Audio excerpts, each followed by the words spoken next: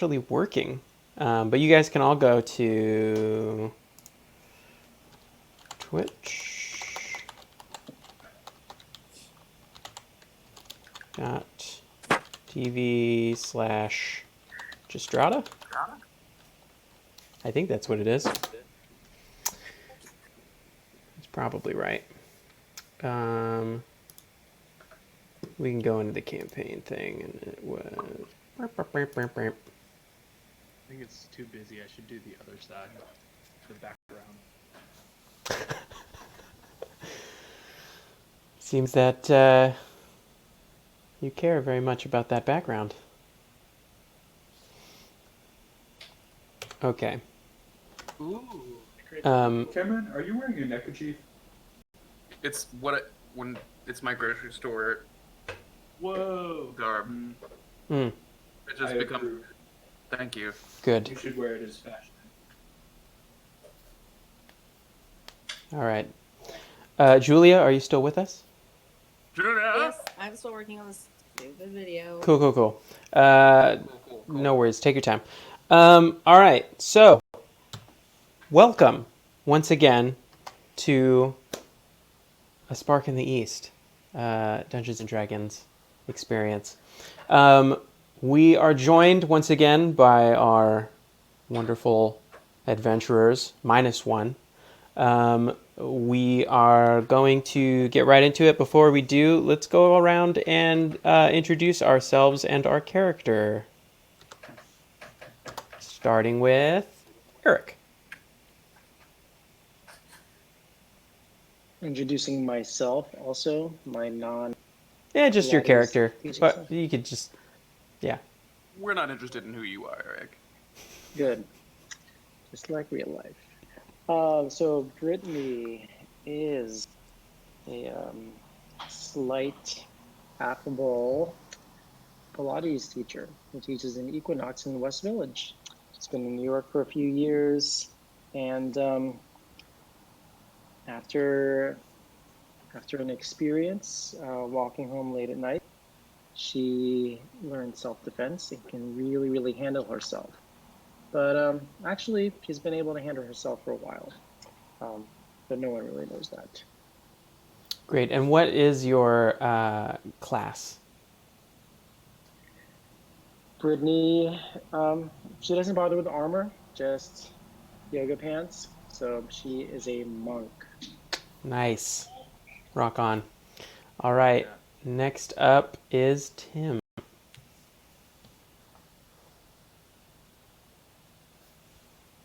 Is me? Tim. Charlie. Yeah. Charlie. Sorry. Yeah, I'm using civilian names. Sorry. Coming to you from the dojo. Charlie works in the mayor's office. Really great, really proficient, productive. Probably like whatever the top rated you could be on LinkedIn. She's got that. She's also an artist, and so does that as well. Very creative, highly creative, but as long as it doesn't get in the way of productivity. Cheers. Awesome. All right. Next up, we have Human Warlock. Oh, yes, that's right. Rin, you're up. Rin is a born and raised New Yorkian working for the Morgan Library, specifically the Vault, where they have acquired and kept under lock and key all sorts of dark and dangerous things. She is an elven ranger, but she likes to keep that on the quiet side, both of those.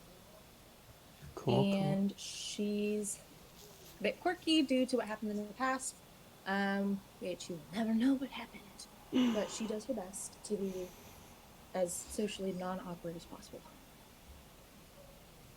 Great. And I'm sorry, I missed it. What was the class? She's ranger. Ranger, that's right. All right, and Mr. Brother Brendan. Yes, I am playing Father Brandon, who is a dwarf paladin priest, who is just kind of starting to figure out that magic is real. he kind of just thinks he's really short, and he has been for his whole life. Cool. Very cool.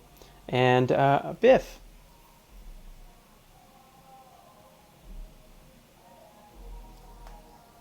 Biff.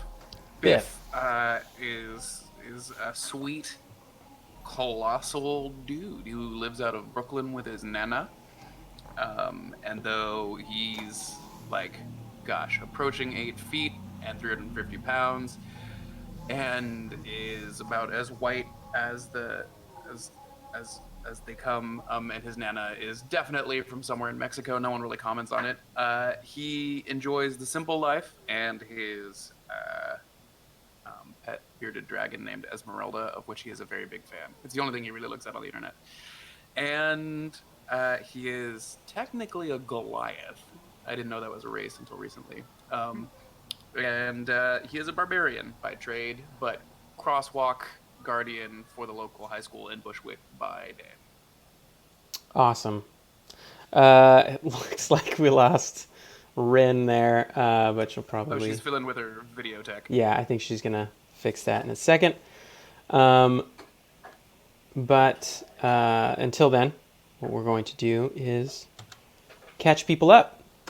So, if you're just joining us for the first time, this is the world of Dungeons & Dragons, but it is set in modern-day New York.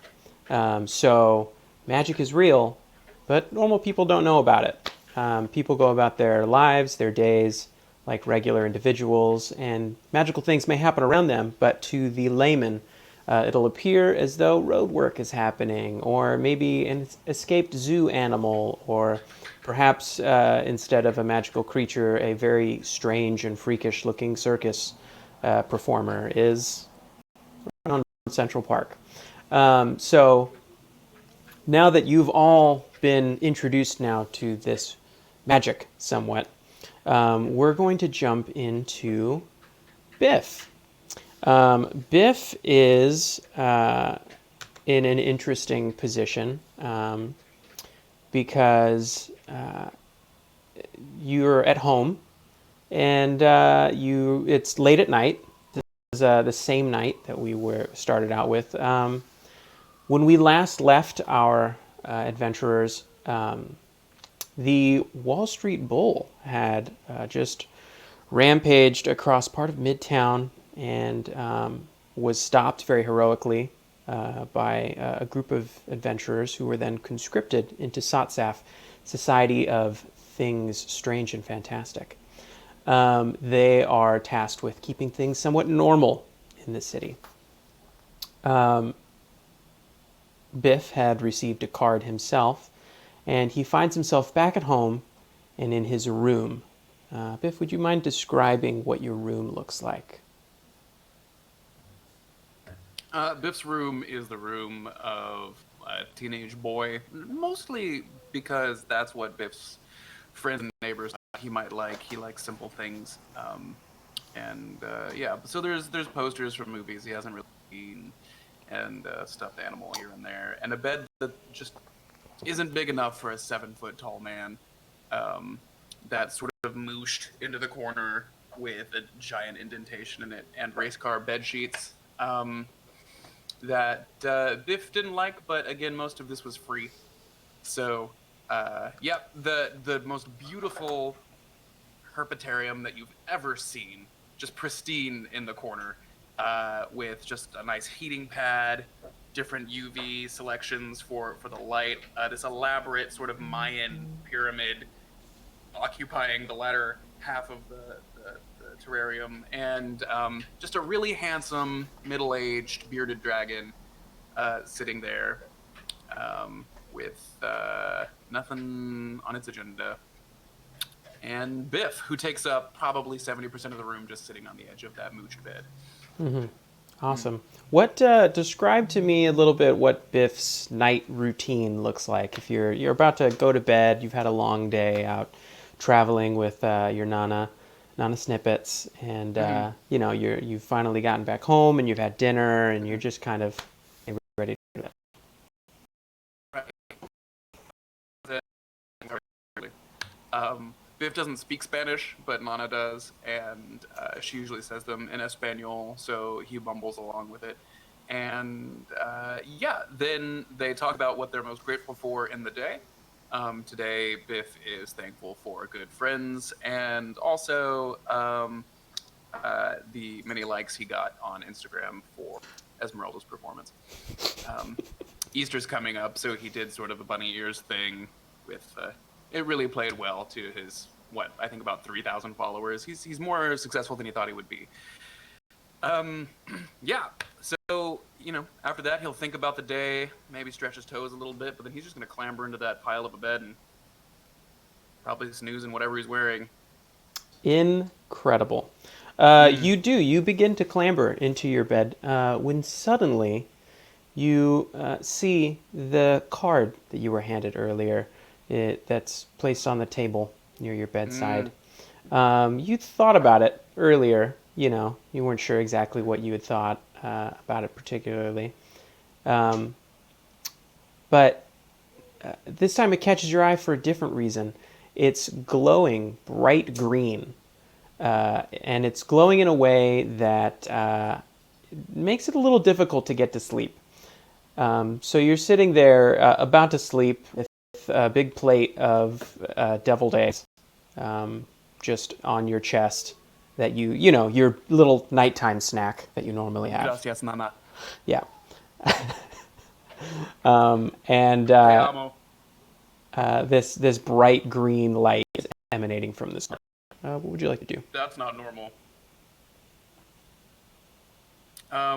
Biff puts it with the other things that glow in his room. There's a selection of dinosaur skeletons and also some constellations. He's got a whole section for it. So looking at this tiny card, he goes, cool. And puts it So the moment you pick up the card and regard it, it suddenly a little HUD pops up off of the card, and science. It basically just displays there in kind of scrolling large green letters, "Please accept mission. Important mission." Yes, computer, says Biff to the air. Somehow, he's seen this before on television. Yeah. He's ready. Somehow understanding your acceptance, the card then kind of dims down a bit and then sparks up again, this time kind of brighter, whiter green glow. And you see a path of light shoot out of your window and in a certain direction, a couple of feet off of the ground and over the buildings, kind of in moving what looks to be in a southerly direction. Great.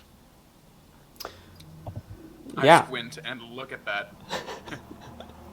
The lines seem to point, asking it to be followed, and you can kind of see "Please follow" lines written very large in explanatory text. Ah, yes, of course. This is a mission from the computer. Nana, I am going out.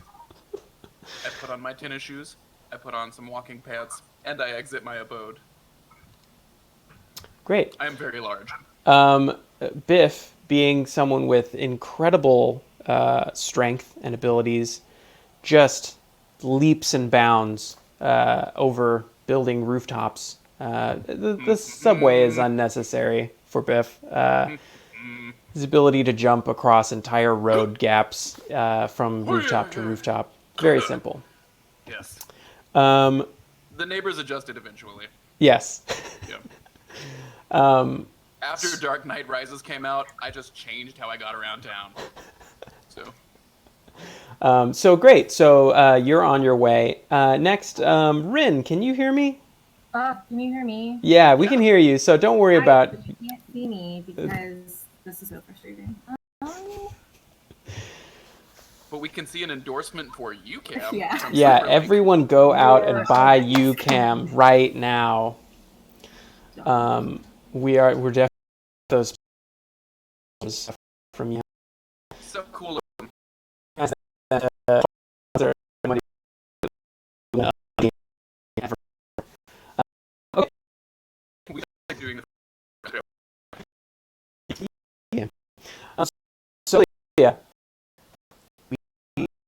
in you, they're next to the park. You're leaving the park, guys. You're finishing up a book club, and you see yourself of the leaves and old looks a little wide than it really does. And you look at it, there's no blowing. There's no naturally. But as you look off deep into the park, you can see what looks like a monster kind of reaching out into the dark and then shrieking away from the light and sinking back deeper into the depths of the park.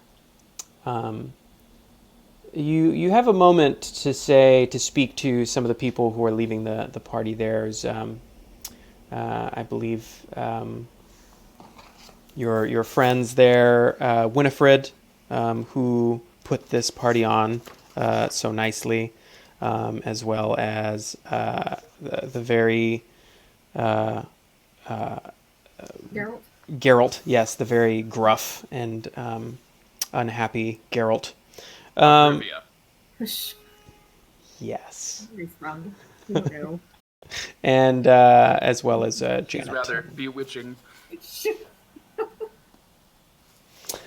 What would you like to have a moment to speak to any of these people before saying goodbye? About what I noticed. Yeah. You're. I mean, you had the book club. You know, they talked about the book that Devin Knight wrote, the way it is, and you know, you've got the way that Geralt brought. yeah. Yeah. Oh yeah, I totally want to have some words with Geralt. Yeah, this is your opportunity. Geralt is leaving. He's saying goodbye to Janet's like walking away. She's done. She treats this like, you know, community service. And Winifred is still sitting there expectantly at, like, you know, the doorstep. How some people like will walk you all the way out onto the street, you know, to say goodbye rather than like just out of the apartment. She's like followed you all the way to the corner, and you know, didn't grab a coat or anything like that. Just wanted to like walk you all the way out. But there you have Winifred and Geralt there. What would you like to say? Geralt, where did you get that book? Ah, yes. Well, it was a very nice book. I was recently looking for another book that we could share at our gatherings, and you know, I'm always on the lookout for a nice book. Geralt, you shouldn't have that book. What's the matter with this? It was a wonderful read. I highly suggest reading it many Don't times. open that book. Whatever you do not open it. I Geralt, can't explain what's inside as I'm not at liberty to. However, you need to get all those copies that you handed out back. well, that's going to be difficult. You see, I was given the copies that you have received from someone else there at the bookstore. They were having some kind of special bonus, and he was giving it away for free. So it was very nice of them to do that. Who is giving away these books? A very nice young lady. I didn't catch her name. I can't quite remember. It's a very nice young lady. What did she look Very smart. She looked very smart. But other than that, I couldn't possibly describe her. Do you remember where you got the book, Geralt? Yes, it was at a Barnes and Noble in about Midtown. Yeah. What's funny is it wasn't in the store. She was outside handing them out on the sidewalk. I assume she worked for Barnes and Noble, though. Winifred goes, "Oh, yes. Sometimes they do that. They have special promotions. You know, they have promotions. This book is probably a promotion. To get out and create buzz. You know, New York, it's the place to, you know, drop big books and get your name out there. You know, somebody's. Yes. Well, I'm going to leave you to it and go track down this woman. Geralt, don't open that book. I hate to inform you, but I've read it cover to cover, probably 3 times now. It's taken quite deeply with me. I may read it again. I'm sorry, you look stunned. Is everything all right?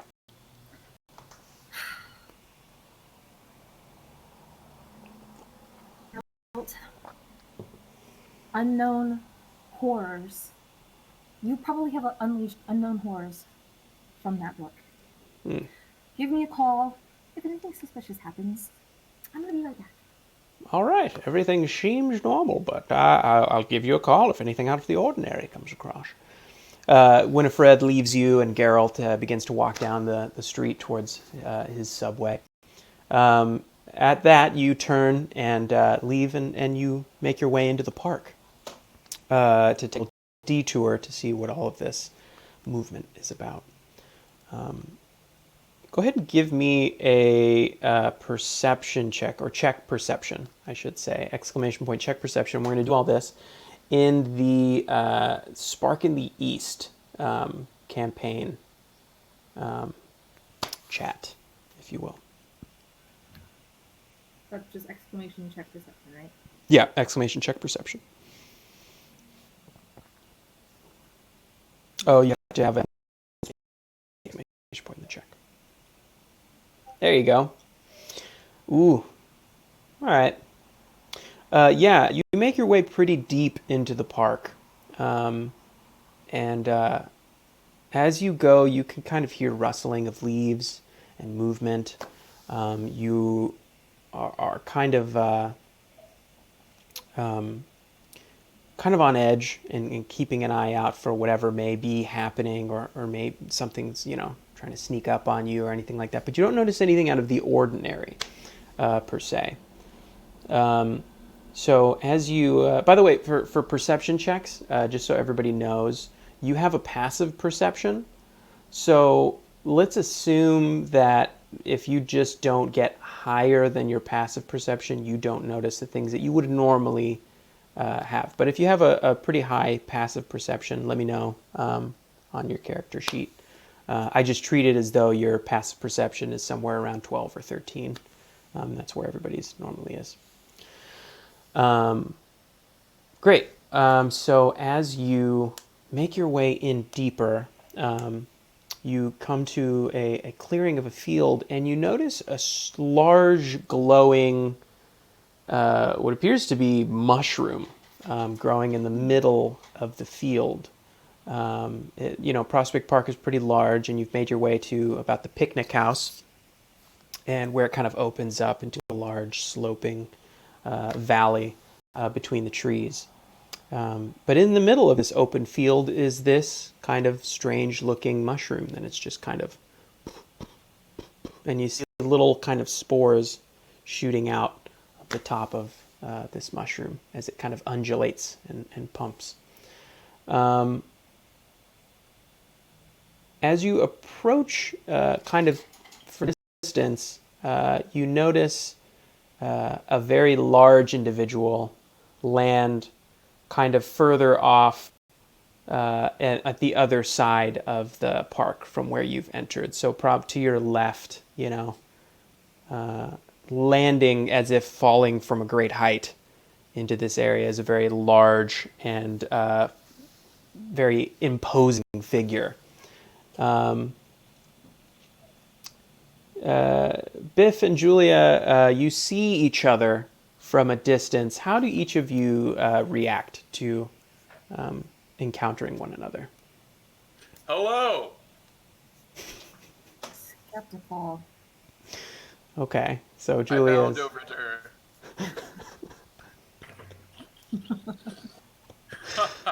The computer brought me here. Don't worry. Everything's going to be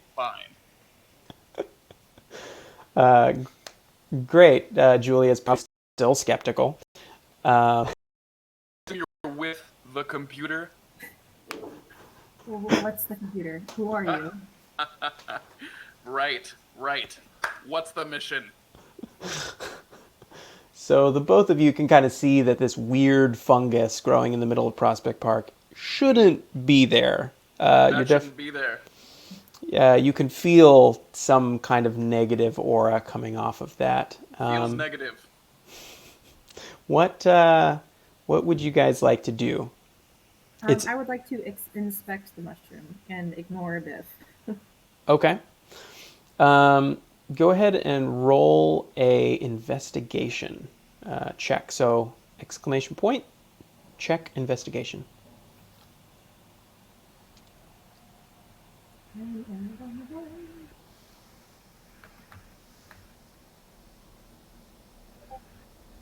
Ooh, great check.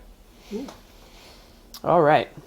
So Rin, you kind of approach very carefully and cautiously and begin making your way around this strange spore creature.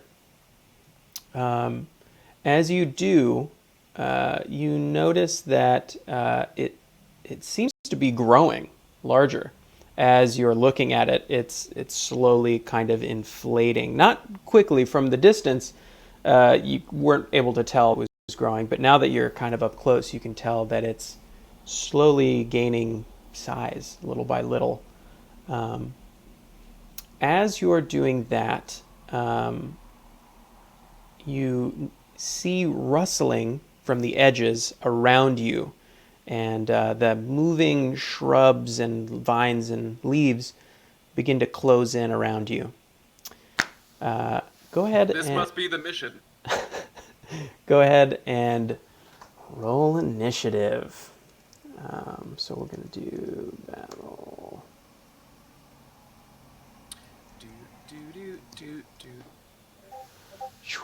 All right. Do I just do bang initiative? Yeah, so now everybody go ahead and type I join. Exclamation point, I join. Great. Awesome. All right, so those all joined. You joined. Amazing. Now we look at who is up first. Oh, and it looks like that's Rin. You had a great initiative roll. Rin, what would you like to do first? So I'm going to lay this out for you on the battlefield here, and you'll be able to see that on the Twitch channel if you're cool. Cool, so we're going to take Biff, and we're taking Rin, and we got this big bad boy here. So we've got you guys kind of investigating here. We're going to treat that like that. And actually it'll be easier for you guys to see it from here. And we have some shrubbery closing in on you.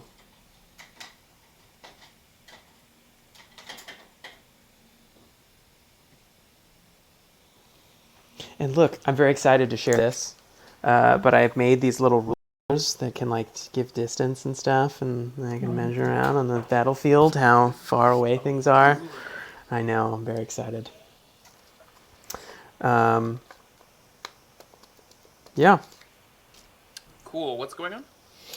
So Rin, you're up. What would you like to do? Wait, which one am I? I'm looking at the So you are right here.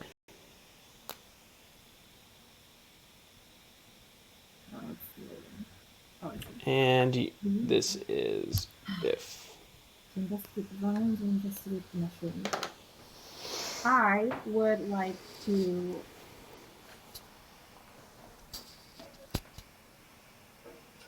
Can I take a sample of the mushroom?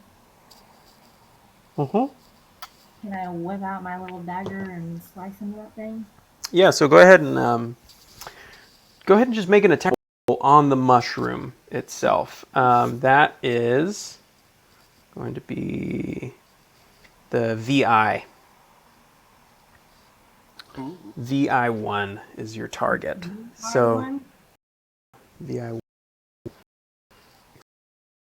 I attack.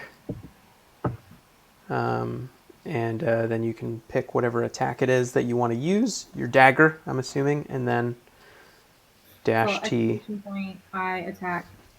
Yeah. Dagger VI. Yeah, so it's going to look like this.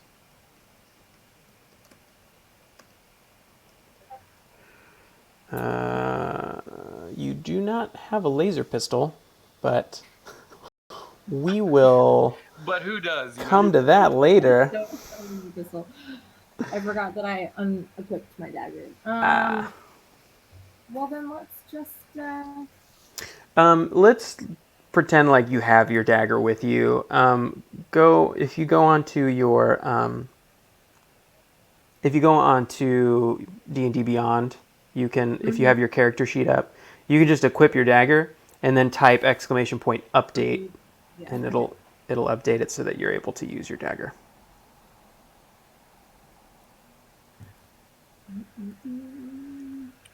On the little mini screen, it keeps just going back to Eric, silently, intently watching us. On the little mini screen, Yeah. but like on Twitch or on the... On Discord. Oh. Brittany is currently multitasking.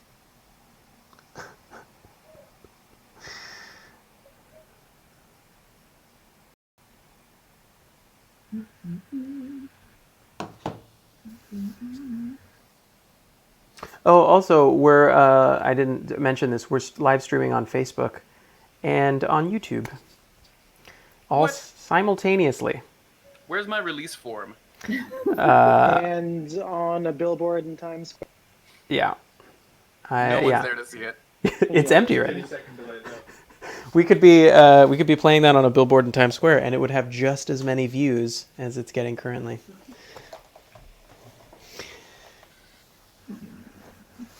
All right.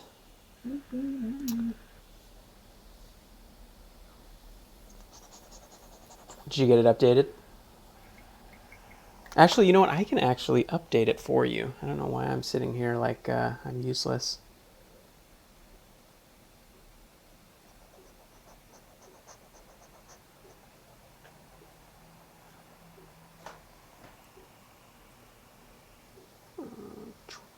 All this to just have a little sample of a mushroom. I know. Cameron, while she's doing that, do you want to kind of talk through what your character would be planning to do next? Bith breathes in deeply.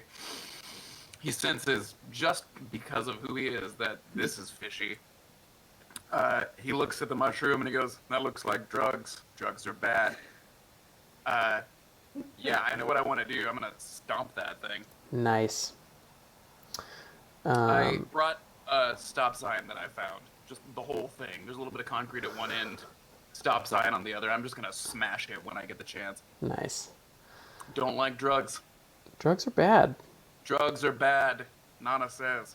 And Nana, she might be ancient and from an origin I don't quite understand, but she's very smart. All right. It looks like you've equipped it. Mm-hmm. Okay. As well as the Ring of Fire. What? I did that. Why is it? Look at all those cool toys she's got. I've got like Tinderbox. Why is it not found? Okay, so I'm not. I'm gonna go give myself an antimatter rifle. Uh, As I can. yeah, we're going to talk about these weird things that you guys are equipping on yourselves later. But for now, Charles. Infinity Gauntlet. so yeah, your attack. So it's exclamation point I attack dagger V1 or VI. I attack dagger. There you go. Father Yeah. Brandon, help us. That's the one. Oh, T1. I would say VI. Oh. I would do it like that. Because then you're for sure going to attack the... and it has to be a lowercase I, which is weird, but it does have to be lowercase. Got it. Sorry for my ineptitude. No, it's very finicky. Yeah, if you could just learn to program real Yeah, quick. number 2. So Oh, just V1. type, you can just type 2. VI1. Boom, there you go. You have attacked. It is injured, and you hit. So you you step forward, this thing kind of undulating and wobbling. You can sense that it senses your presence, but you take a whoosh, slice out of it, and a good little sample size chunk, like a little slice of like what looks a little bit like the same consistency as cheesecake, comes out of this fungus. You take it, you pocket it. All right. That is going to be the shrub. Shrub number 1. So let's number these really quick. We got 1, 2. It's a guy who can't get no love. No, good joke. All right. So shrub number 1 sees a very large individual with a battle axe-like object, and begins to comes over, Monsieur Biff, and takes a little swipe at you. We're like a bush. Yes, it looks like it looks like a bush. It looks like a bush that's been brought to life by some way. Naturally, I run into bushes all the time. This should be fine.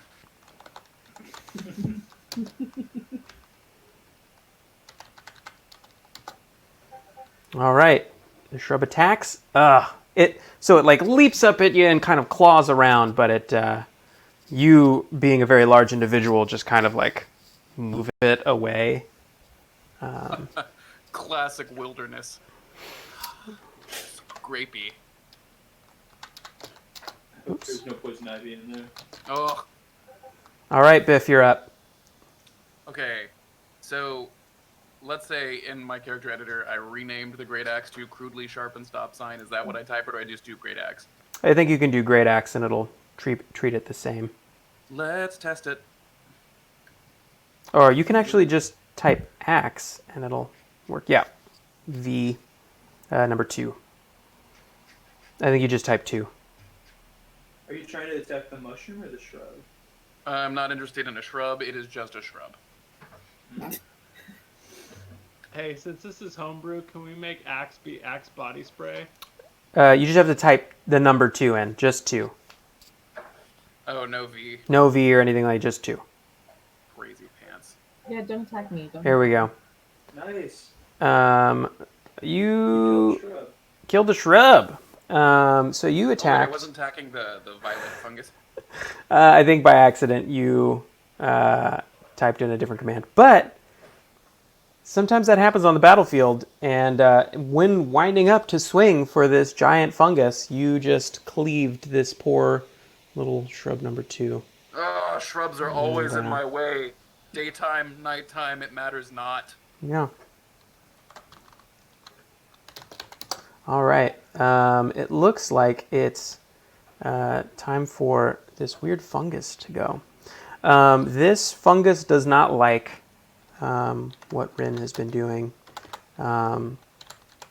It kind of spews out a weird fungal spore with like goo and goop kind of in it at your direction, Rin. And yeah, it looks like you notice it heading at you right at the last second. You kind of duck under it, and it hits the grass behind you, and it sizzles on the grass.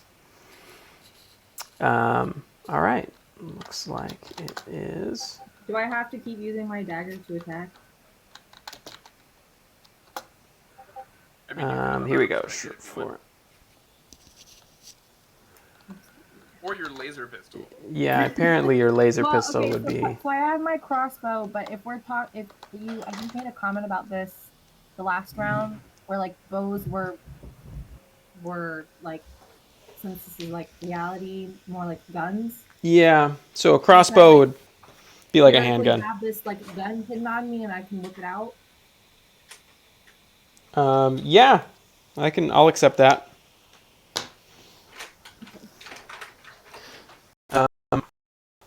Since it's the mushroom, it's gonna be the I want. It'll be one. Yes. All right, so before you get a chance to go, this shrub number 4 kind of shimmies itself up over to you and kind of lunges at your ankles. And it looks like it gets you. Ooh. So it dives at your ankles and dices up your legs there for not much. Because it's a bush. Because it's a bush. Unfortunate. Look out, there's a bush. All right, the other shrub, seeing the first shrub's action, feels that it wants to do the same, but it completely misses. It tries to do a little dive tackle, and yeah, it just doesn't get it. All right. That means it is Rin. Your turn again. Who do I attack? Right, attack the 4th shrub, the 3rd shrub, Oh, the 1st. this thing waddled forward a little too.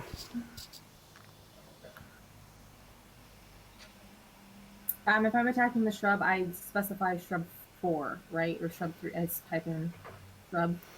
Yeah, you can type in shrub, and it'll give you an option between which shrub to attack.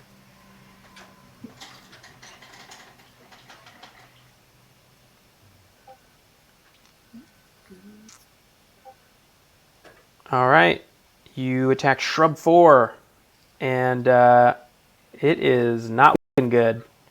It is very hurt. You dice away most of its leaves. It looks like a couple of hanging, dangling branches, a little bit of it's just like yeah, you've trimmed it down considerably. Tasteful. Great. Now it's Shrub's 1 turn. Once again, Biff, you just kind of palmed this thing away from you, but it is not deterred.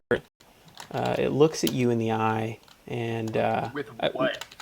I mean, like you can assume that it's giving you a look because its leaves kind of like stiffen in your direction a little bit, and then it flails itself back in your direction.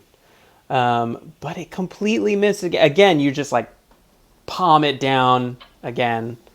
Stop. Calmate, bush, I These- say. yes. It is a word my nana taught me. Yeah, that's accurate. Tranquilo. Biff, you're up. So to be clear, should I type like fungus to hit the fungus? I believe you can type VI1, and that'll give you the target that you're looking for. I am undeterred by these bushes. Who would be sad to be attacked by a topiary? That sounds like a magic dream world experience. I don't trust drugs. Ooh, it is. You did a good chunk of damage. I rear back and I smash it. You slice down on it, and a just huge gash opens up in this fungus, and it begins leaking and oozing Dare to this say no! disgusting spore acid mix. All right. Large man. It also Constantly hurting. does not like being attacked by you either. And it I understand completely. out of its kind of newly formed gash, it begins spewing it in your direction. Classic. But you sidestep the disgusting splatter of acid and spores, and it falls to the ground, sizzling on the Wilderness grass. survival camp, 5th grade. Shrub 4, again, looking like a bonsai tree, cut down and shaved pretty nicely, goes ahead and attacks Rin. Ooh. And is doing some decent damage to Rin there on that one. This time, because you've cut away so much of it, some of its kind of thicker, sharper, twiggier parts from underneath it are sticking out. It uses one to jam it in your calf, and it gets you pretty good.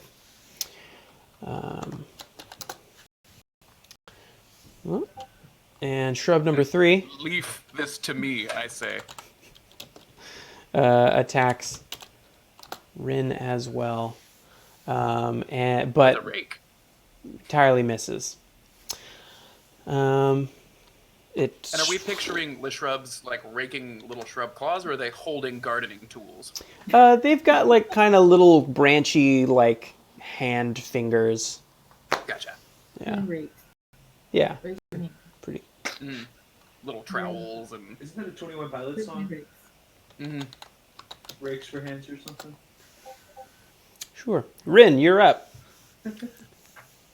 So over this shrub. Ooh, all right. Yeah, that ugly looking one goes down. You just take the top right off of it, and it falls to the ground motionless. That stumped him. Get out of here. Shrub one, again, undeterred after being pushed away twice by you, Biff, feels that it is time to get what it deserves. And it hits, but it hits in a way that doesn't hurt. Like, it kind of hurts, but you're okay. Because it's a bush. Yeah, exactly. I've seen this before. Biff, you're up. Ignoring the bush, I go for another crack at this nasty, nasty mushroom. It seems altogether unpleasant. Oh, I typed in the wrong thing because I don't have a dagger.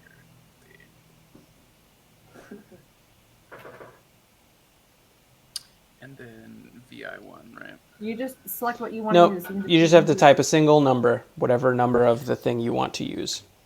Bloop. And then the... I'm going to attack Rin. No, number 2.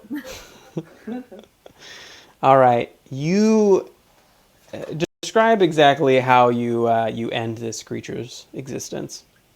So, I wade through whatever angry topiary arrangements might be bustling about my knees, and look where I guess I would put an eye if I had to stick an eye on some bubbly fungus.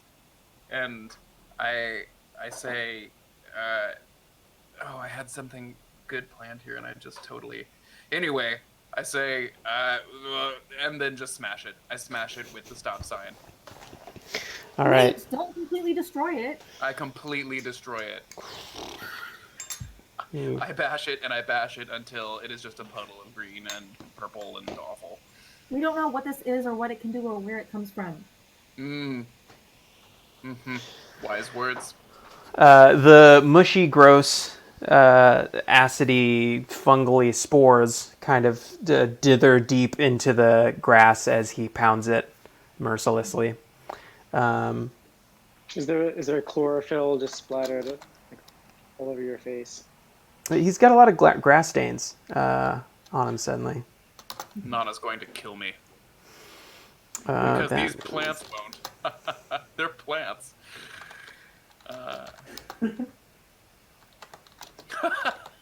I look at the bush and I say, without really knowing what I mean, shrubs to meet you. All right. That's where we're at right now. All right, so we are going to...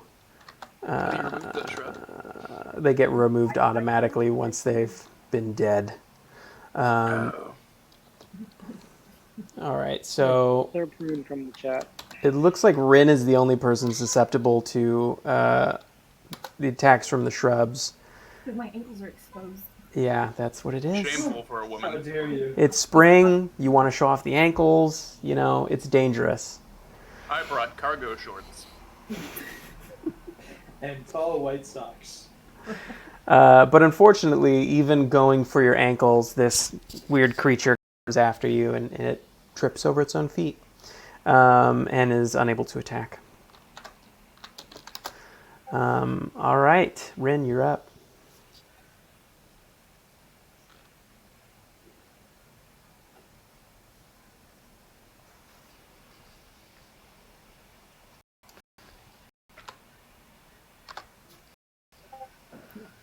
Oh, that's already dead. So we still have shrub number 3 and shrub number 1 still alive.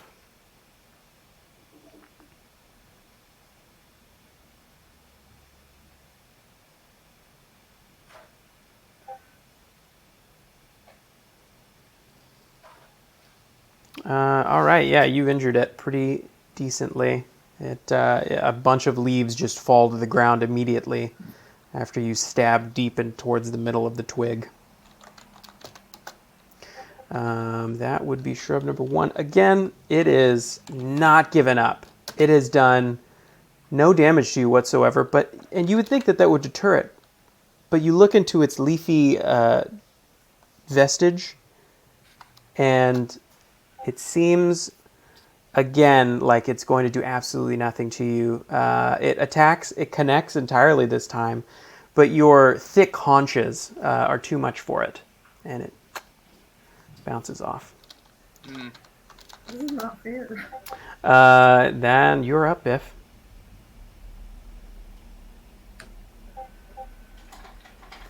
Ooh. Yeah. I rear back and I just smack this thing. I look at it and I say, "It's stop." Yeah. It gets it. So much so that it spins in a full 360 like a cartoon, and Fwang. it's bad. Shrub 3 again. It's not giving up. It's coming at me. It's going at Rin. Yeah. Looks like it misses entirely. It just can't. You're too quick, Rin. You're jumping like your feet up and down, and it's coming at your feet, and it's just not connecting. Rin, you're up. Yeah, you heard it. You've done a good chunk. Again, more leaves just fall to the ground off of this thing. It's standing in more leaves than it has on it currently. Are there any pine cones? There are a few. Ooh, so these are evergreen, not deciduous killer bushes. That changes things, doesn't it? It looks It like does. they've more than just gotten picked up from them rustling around, like pine cones have fallen into them rather than they've grown them themselves. Coniferous, but not in the traditional sense. Correct. Insightful. These are all important None things. loves her cones. It attacks at Biff and whiffs. Because, well, we've said it too many times. Biff, you're up. Hey, Alright. Justin. Shrub number Did 1's we, still with me. Did Charlie and I level up after last session? We're going to get to that. Okay, cool. Oh, did I do the wrong thing? Typical Biff. What did you do? Sure. What did you type? The thing I've always been typing, but let's see here. Oh, okay. So I'm gonna change that to this, and then I'm gonna do a little. What shrub numbers are left? Is it shrub 1 and 1, 3?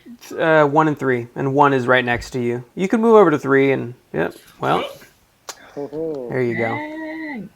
That's a dead bush. You, you basically just W. you backhand this thing with your sign, and it just explodes in a flurry of twigs and leaves. I look over at Rin and I say, "Did you see that? Like Rafiki." Glaring. Glaring because I'm invested vegetable. It jumps after Rin and it gets a good scratch, but it's more like a cat scratch more than anything. But it does hurt. Rin, you're up. Careful there, Pokey. Yeah. There you go. So you dig in deep, and this shrub just falls to what you would assume are its knees, and plops over sideways. I You slap now her really hard on the back and say, "I don't know about you, but I'm bushed."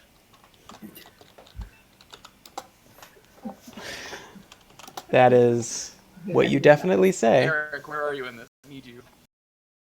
Basically, I think just as a best practice, I don't think Avray Flora upon the commands.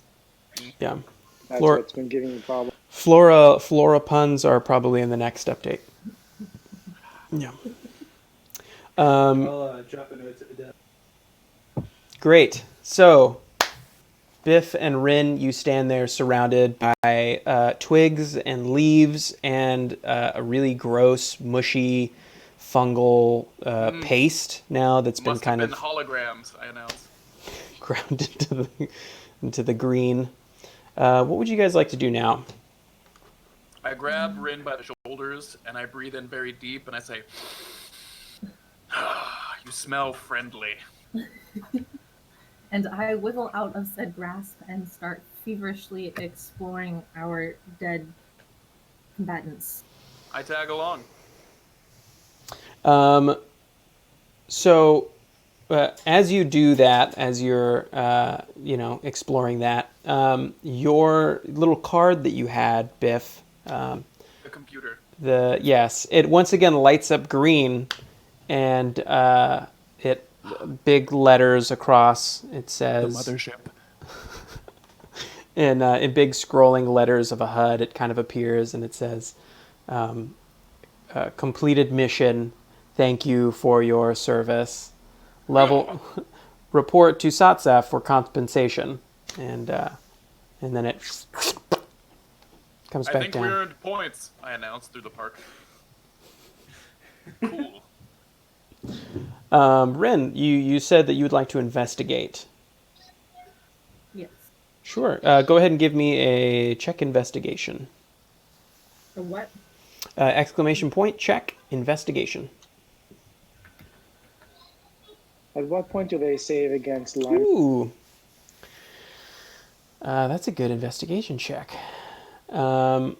Yeah, so as you kind of muddle about all of the mush and the leaves, you kind of kneel down, and as a ranger, you do have certain attunements to magical qualities. You can feel there's something going on here. Something is off. It feels like. Have you ever been to a funeral, and it's a funeral with an open casket, and you go and it's somebody there, but they're not there, and you can feel it deep down, like that feeling of going and seeing a person and knowing that they're not really there anymore. There's something missing. Well, you're getting this same strange funeralistic feeling standing in front of this mushroom and these leaves. And normally, Rin, you've been around for a long time. You know the magical world. And you know that when creatures are killed or something like that, you don't usually get a feeling that something is missing. But in this situation, there's something odd about that feeling, as though there was a person here and now they're gone. And it's weird. It's weird. You feel really weird. You can also sense, since you rolled 20, you also sense that the magic is emanating from a certain direction. And you can follow that if you wish as well. Onward! It leads towards the northern end of the park, as both you and Biff traverse forward. You head towards what eventually becomes Grand Army Plaza. And the closer you get there, the more the trail seems to dissipate and go cold, as it seems that it emanates less and less the further away from the park you get. And by the time you get to the central area of Grand Army Plaza, you can't sense where exactly it goes on from there.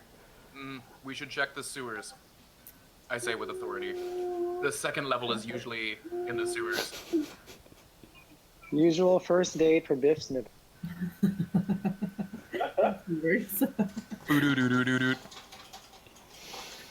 I start looking around for a manhole. You look around for the manholes. You see they all look like they've been somewhat either welded or are cemented, very closed shut. You can give a shot at trying to open one of them. I'm incredibly strong. I would like to. Okay. Go ahead and give me an athletics check. Check athletics. Yeah. Check athletics. So bang check athletics. Yeah. I'm gonna say before you. Well, all right. I was gonna say on a 25, you're able to pry open a manhole cover, but you're just shy of making that happen. Strong, you say? Yeah, that would have been very difficult in this situation.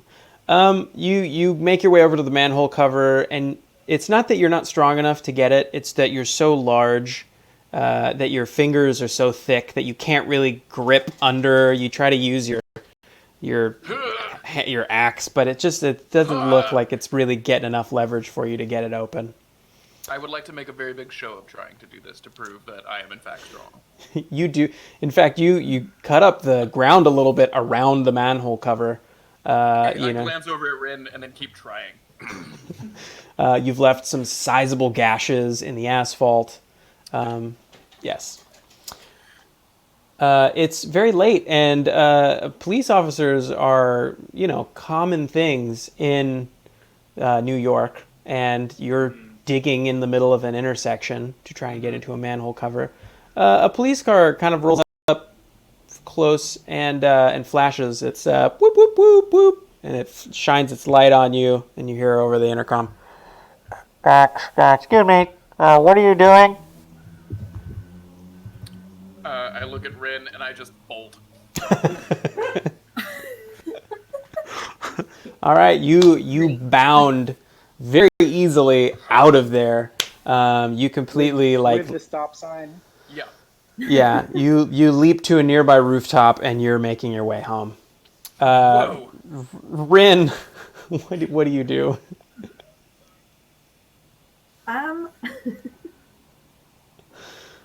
The officers turn their light over to you. They're fine with this. Excuse me, can we speak to you for a moment? I awkwardly shuffle over, I guess. Over to the officers. So Rin, being a very good person, makes her way over to the officers. The officer rolls down their window and they look at you and they look over for wherever, and they're shining. There's two of them in the car as you approach, and you see one in the driver's side is like shining his light on the building tops trying to get an eye, and he's on the radio like, so we're looking at an APB for a very large man with some kind of rod jumping over buildings. And the other guy turns over to you and he's like, hey, do you know what any of that is about? Me? Yes. Me? I have no idea.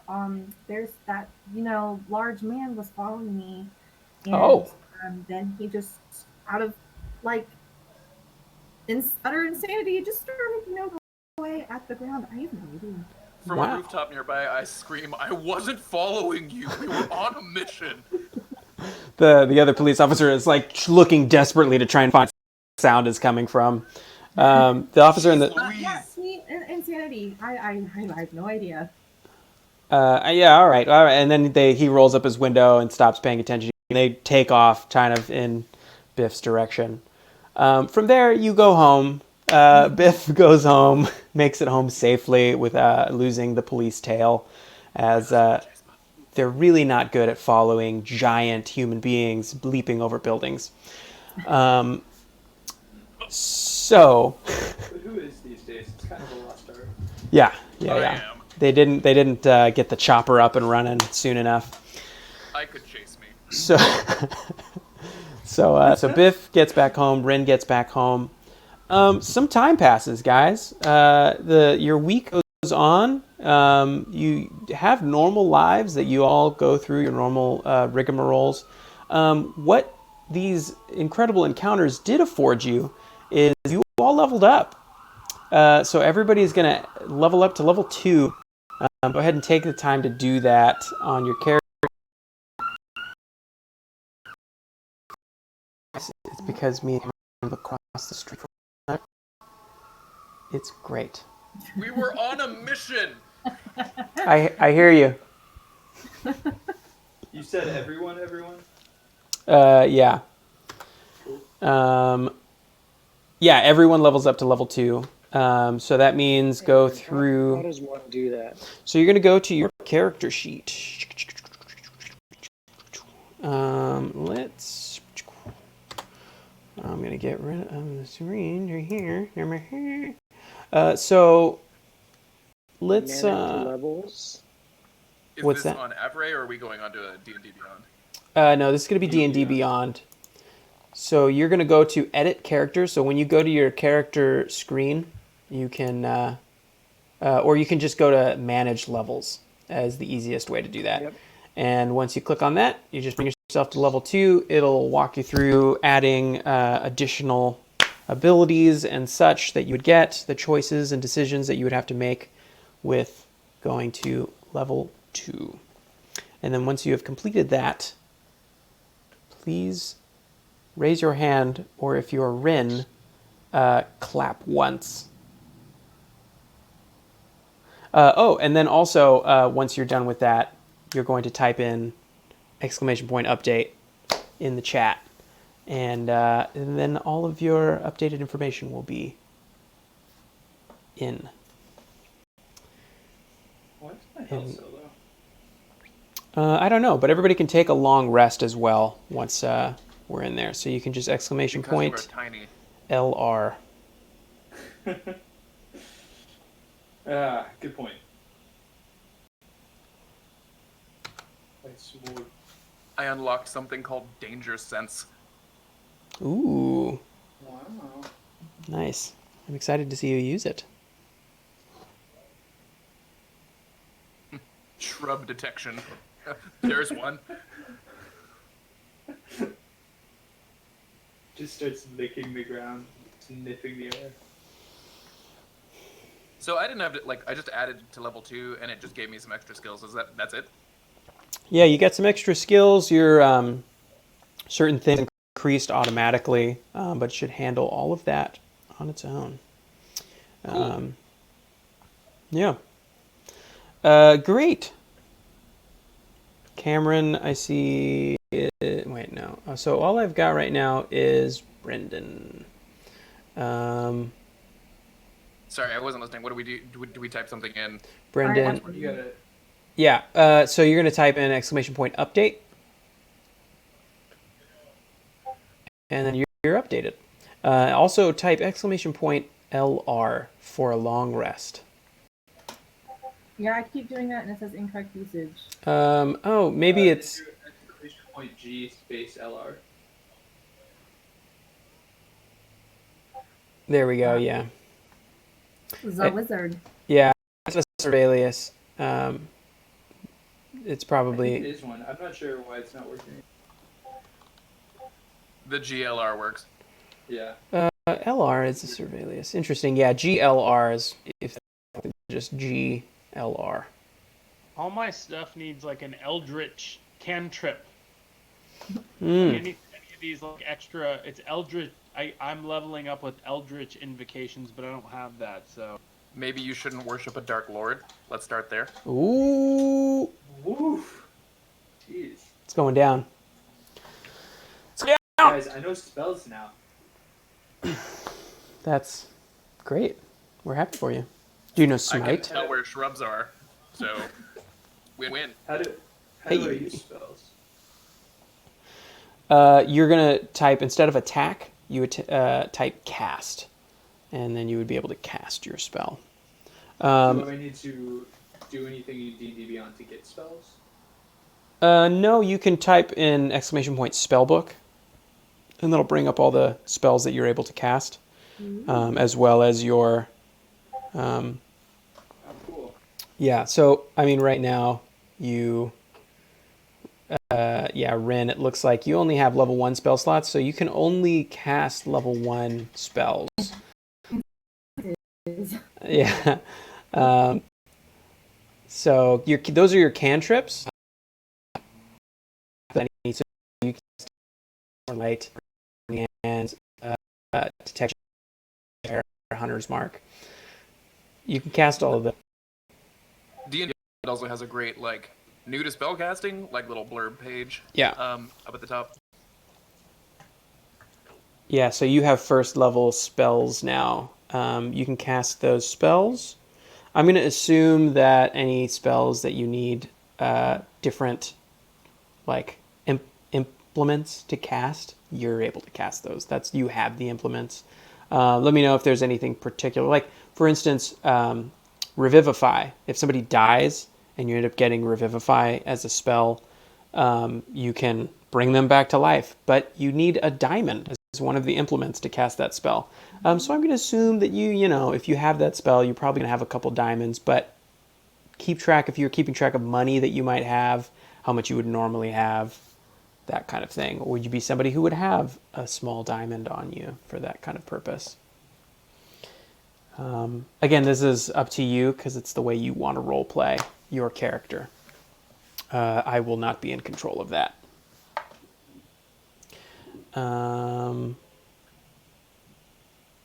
Yeah, and if you want to test out any of your spells, you can just ! Cast and then type the spell. I tried doing that. It wouldn't let me. It says channel not in combat. Oh, yeah, it might only let you cast when you're in combat with a target. Possibly. Even for dancing lights. I mean, we can assume that you can just cast dancing lights. Also, I've been doing it. If I can do, I can throw a bane. I can do a bane. Bane. The rules for Bane. All of the descriptors and rules for your spells are going to be in Dungeons & Dragons Beyond in that list of spells. So if you look there, it'll tell you, Super helpful. this is what you can do, this is what this does, this is what it costs. It costs a level 1 spell slot,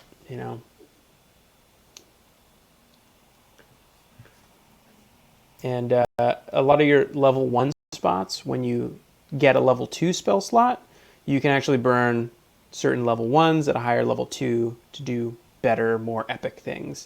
You can burn a level 1, or you can burn like a level 6 spell slot on a level 1 spell to make it just insane. So keep that in mind as your character grows. Because to prepare them too. Yes. I've got a question. Mm-hmm. It's not spell related though.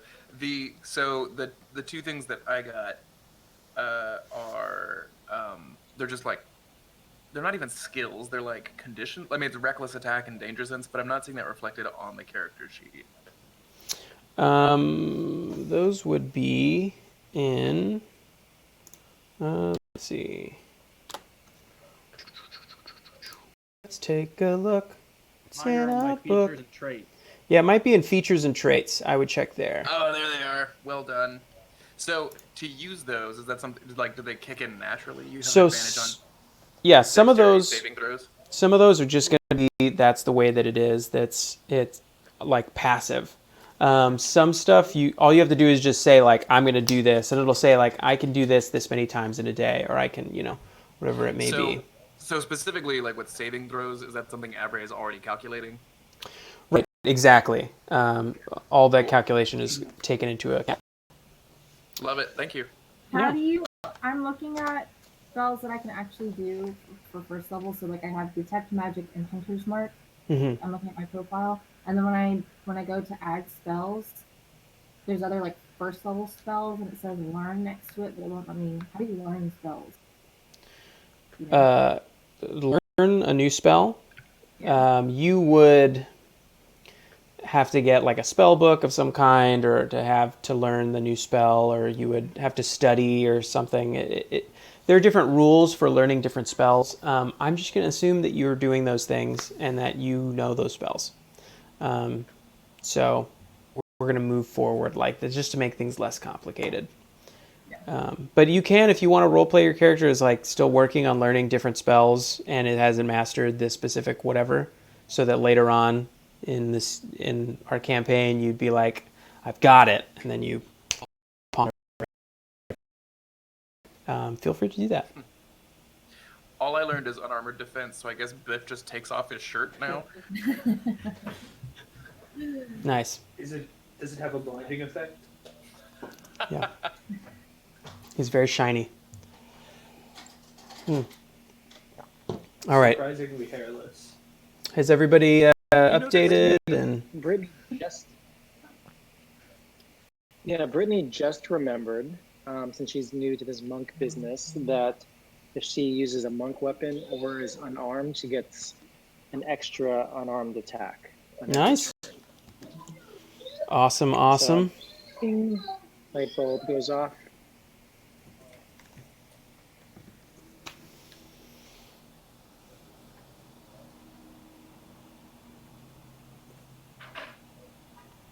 Sweet deal. Okay. Let's see.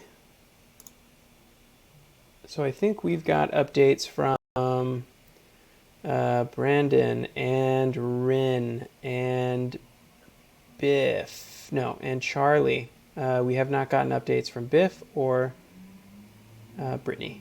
Charlie's totes updated. Yeah. Brittany updated. Oh. Oh, yeah, you updated way up at the top. Oh, and I do see the one from Biff. Never mind. That's my bad. Okay, great. And everybody's long rested. Everybody's all good. Oh. Let me do Oop. Nope. Why does this say cough when I do that? I guess I'm already long rested because I'm long rested. Also, I highly suggest that if your character has some kind of spell casting or something like that, some kind of special abilities in that wheelhouse, to check out the Avray alias list that Father Brendan pointed us to earlier. There are some really great aliases. That way you don't have to type all these crazy long whatevers whenever you want to cast a specific thing. You can just type, Have those been all added to the server? All the stuff on that list? Yeah, any of those Some of them have. server aliases have been, not all of them have been. So like Father Brendan's specific paladin aliases that allow him to do his paladin stuff, he has Okay. like his own thing there. But there's warlock stuff, and you should definitely check that out, because then it makes it really easy for you to cast and keep track of stuff. Cool. All right.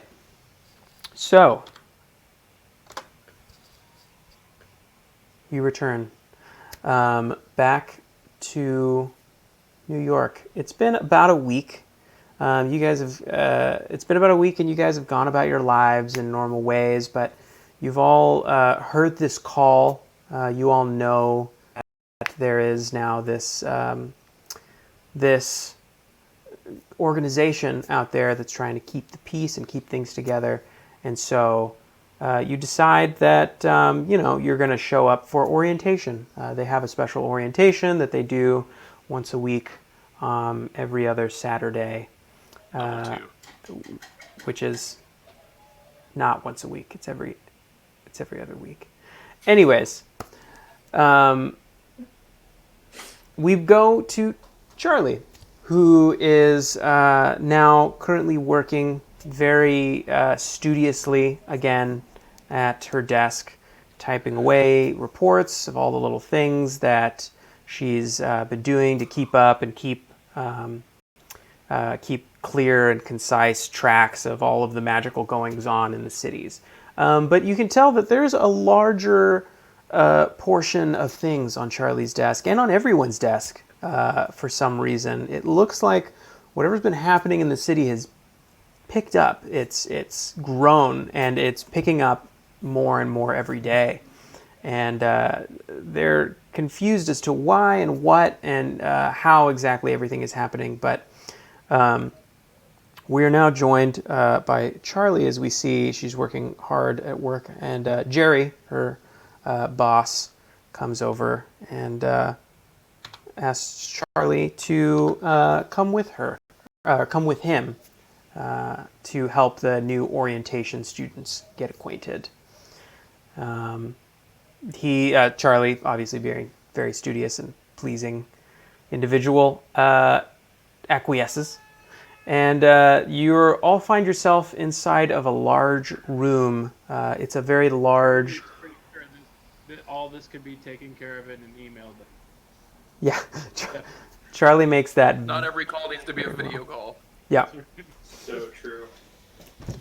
Wow. I feel like there was some implication laden in that joke, but we're going to move past that. So there, Charlie is standing next to Jerry, complaining a little bit to Jerry and explaining how if they would have organized a more particular spreadsheet on the way that these meetings are scheduled, that we can have less of them, and emails could be automatically sent out. And Jerry's, yes, I know. Sorry. This is Charlie. Hello, everyone. We see here sitting in this large white domed room here in some very modern curved glass chairs. You see that Father Brendan, Brittany, Biff, and Rin are sitting there in a row. Jerry stands in front and says, thank you so much for coming to this orientation. We really appreciate you deciding to join our union. There are a lot of benefits for people who go to work here in New York for this particular service. We're a little short-staffed currently, so I'm sorry if things seem a little rushed or no one's really explaining things thoroughly, but that's what we're here for. We're here to answer your questions, and we're here to keep things together. So if anybody's got any questions about how things are done, please let me know. I'd be happy to answer those right now. Where's the men's room? Yeah, so you pass that right on your way in here.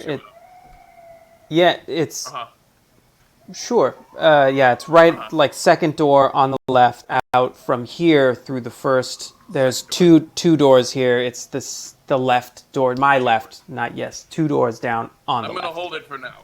Cool. All right, great. Any other questions? I'd just like to point out to the group that my feet are dangling from my chair. Yeah.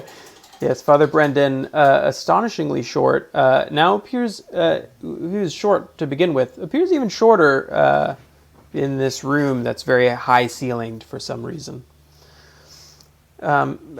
Charlie, are there any tips that you want to give these new adventurers as they've now come into this situation?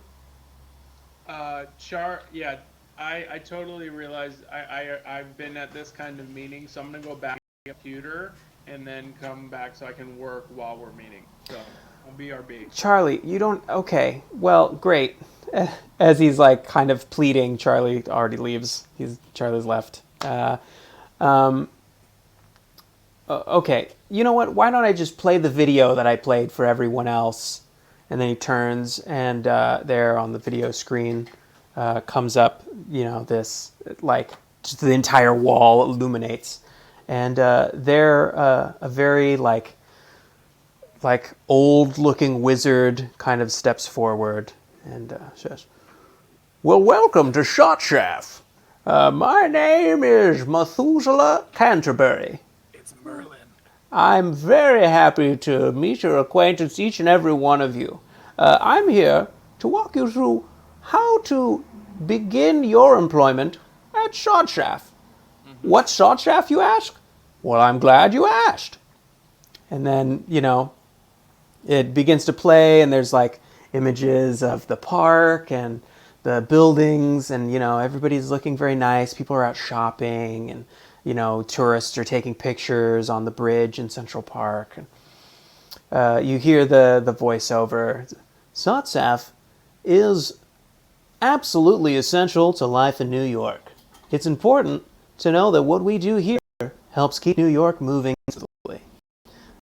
You may know that magic isn't well known to everyone.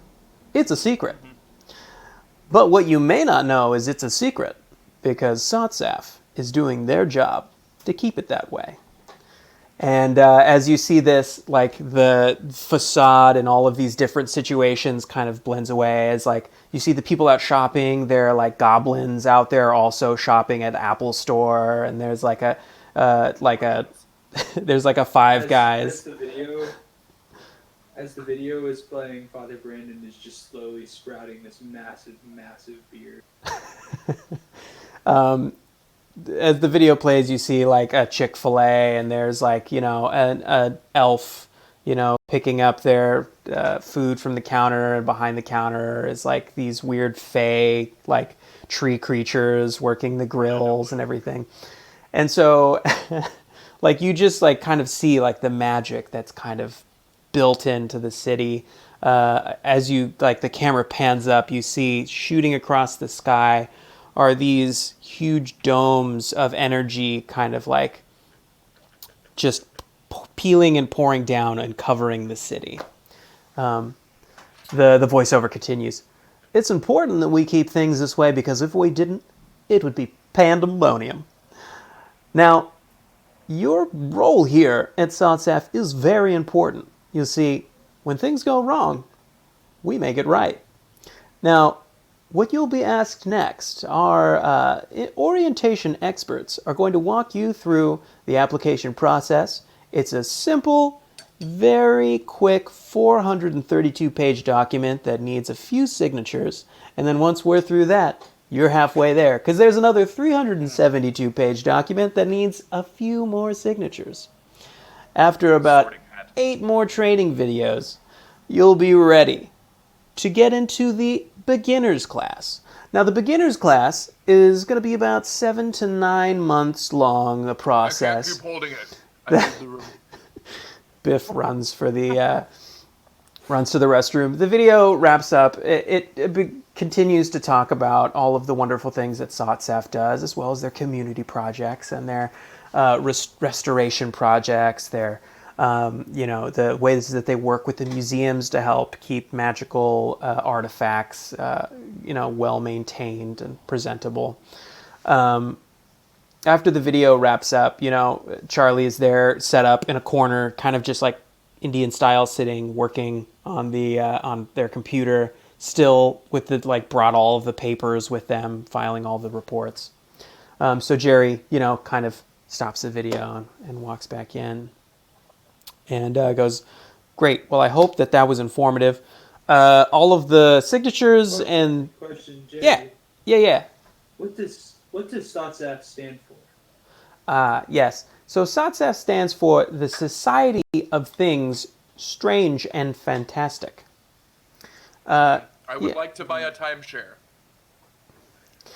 So that's not exactly what we do here, but I actually do have something that I would like to talk to you about after all of this is over, but we'll talk later. Anyways, we're in a bit of a pickle.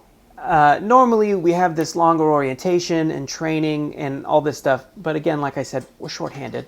We kind of just need to throw people at the problem, and I promise, we'll get to your paperwork later, we'll do all that, but right now, we're kind of in a pinch. So, you know about how the whole magic is secret thing? Well, it's not secret anymore. Sometimes. You see, we've been having issues with... We have a system called the Veil. And the Veil is repeated out over all of New York.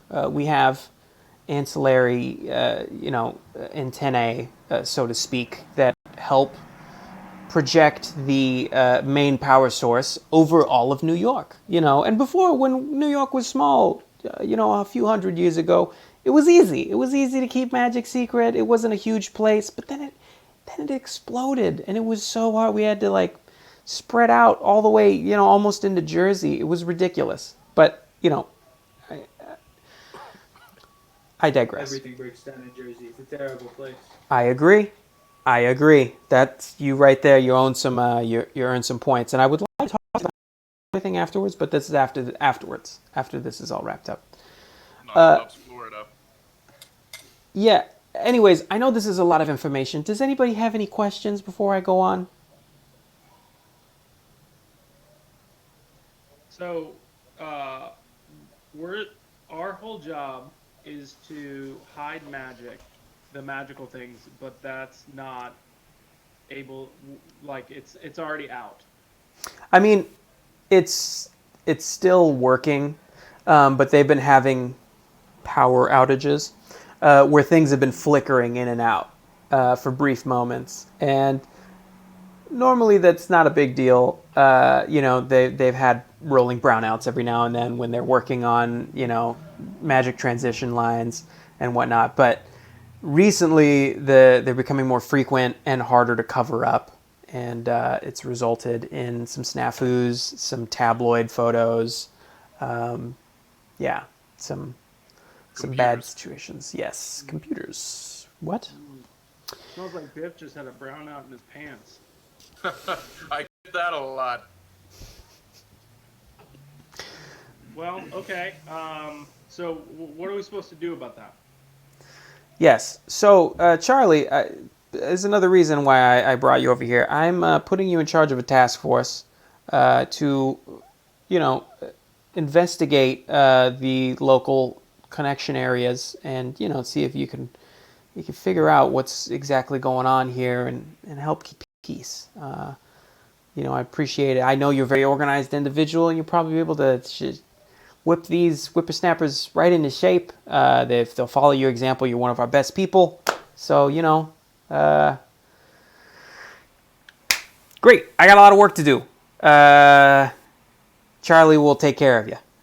And he just bolts out of the room, and now you guys are all sitting in a very large white dome room. I was told there would be lunch. A very small, like well-dressed goblin individual comes in and starts setting up a super long party sub just at like where the screen was. There's just like a small pull-out table, and the sub almost hangs over both ends. I take most of it.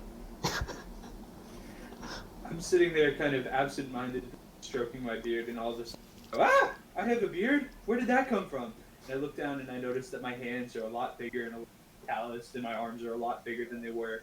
And I notice that my eyes are barely at table level. And I start screaming and yelling for Jerry to come back and explain what just happened to me. Yeah, Jerry's not there anymore, but there are plenty of magical people in this room who can explain what's happened. It was computers, probably. Are there any gluten free? Is there a gluten free option for today? Now it's not the time for gluten-free. I just grew a beard. Charlie, was that your name? Yeah, What just happened to me? I have absolutely no clue. Who's around that could help?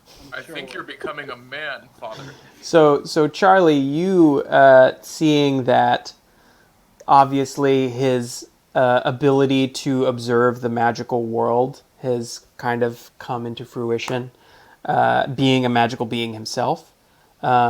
He is obviously going through the transformative process of becoming aware he's a magical being and that he's not actually human. He's a dwarf. Huh. And to you, he's always looked like a dwarf. So he's undergone no transformation whatsoever. To me, Charlie, of course. Yeah, I was just. I know. Cool, man. That's why I think it's weird. What else is on like the table, or what else is going on in the room? I mean, there's nothing really there. You have in your pile of papers and everything all of the disturbances that have been going on, and the research that you've been doing has been showing that there are some main locations for the repeaters that have been garnering issues. Events have been happening, whether they've been really intense events or particularly tame events. The events have been occurring more and more. So on your list there, you have a record of all of the locations where the signal for the veil is repeated. Those locations are the Empire State Building, the Grand Army Plaza, the Statue of Liberty, Yankee Stadium, and the Church of St. John the Divine. All right, so so Charlie explains to Father that he's actually been this way, right? And Father just hasn't been able to see it. Yes. It's just like, this is who you truly are, as the veil has been ripped off of your eyes. And Father, because you've gone through this transformation, I think that we should actually go to the church to see what happens. Because I think this is like a sign that you're waking to your true self. So I think we should probably go to the church. But I don't want to. I want to know what the group. What do you think, group? Biff, what do you think? I look at Brittany and I blush. I think I didn't bring anything nice to wear if we're going to church. I don't know what does everyone else think? I take a bonus action of creative eye rolls. Brittany eye rolls so hard. Does it do damage? Like, is it that good of an eye roll? It should. Just emotional damage. It's emotional poison damage. You take 3 points of emotional poison.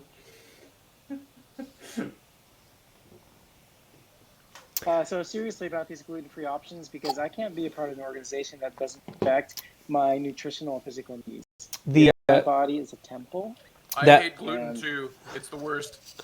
That well-dressed goblin that came in earlier comes in with another little cart, and this time it's just like a really long wrap. That's like gluten-free kind of Thank you, rice Martian. paper.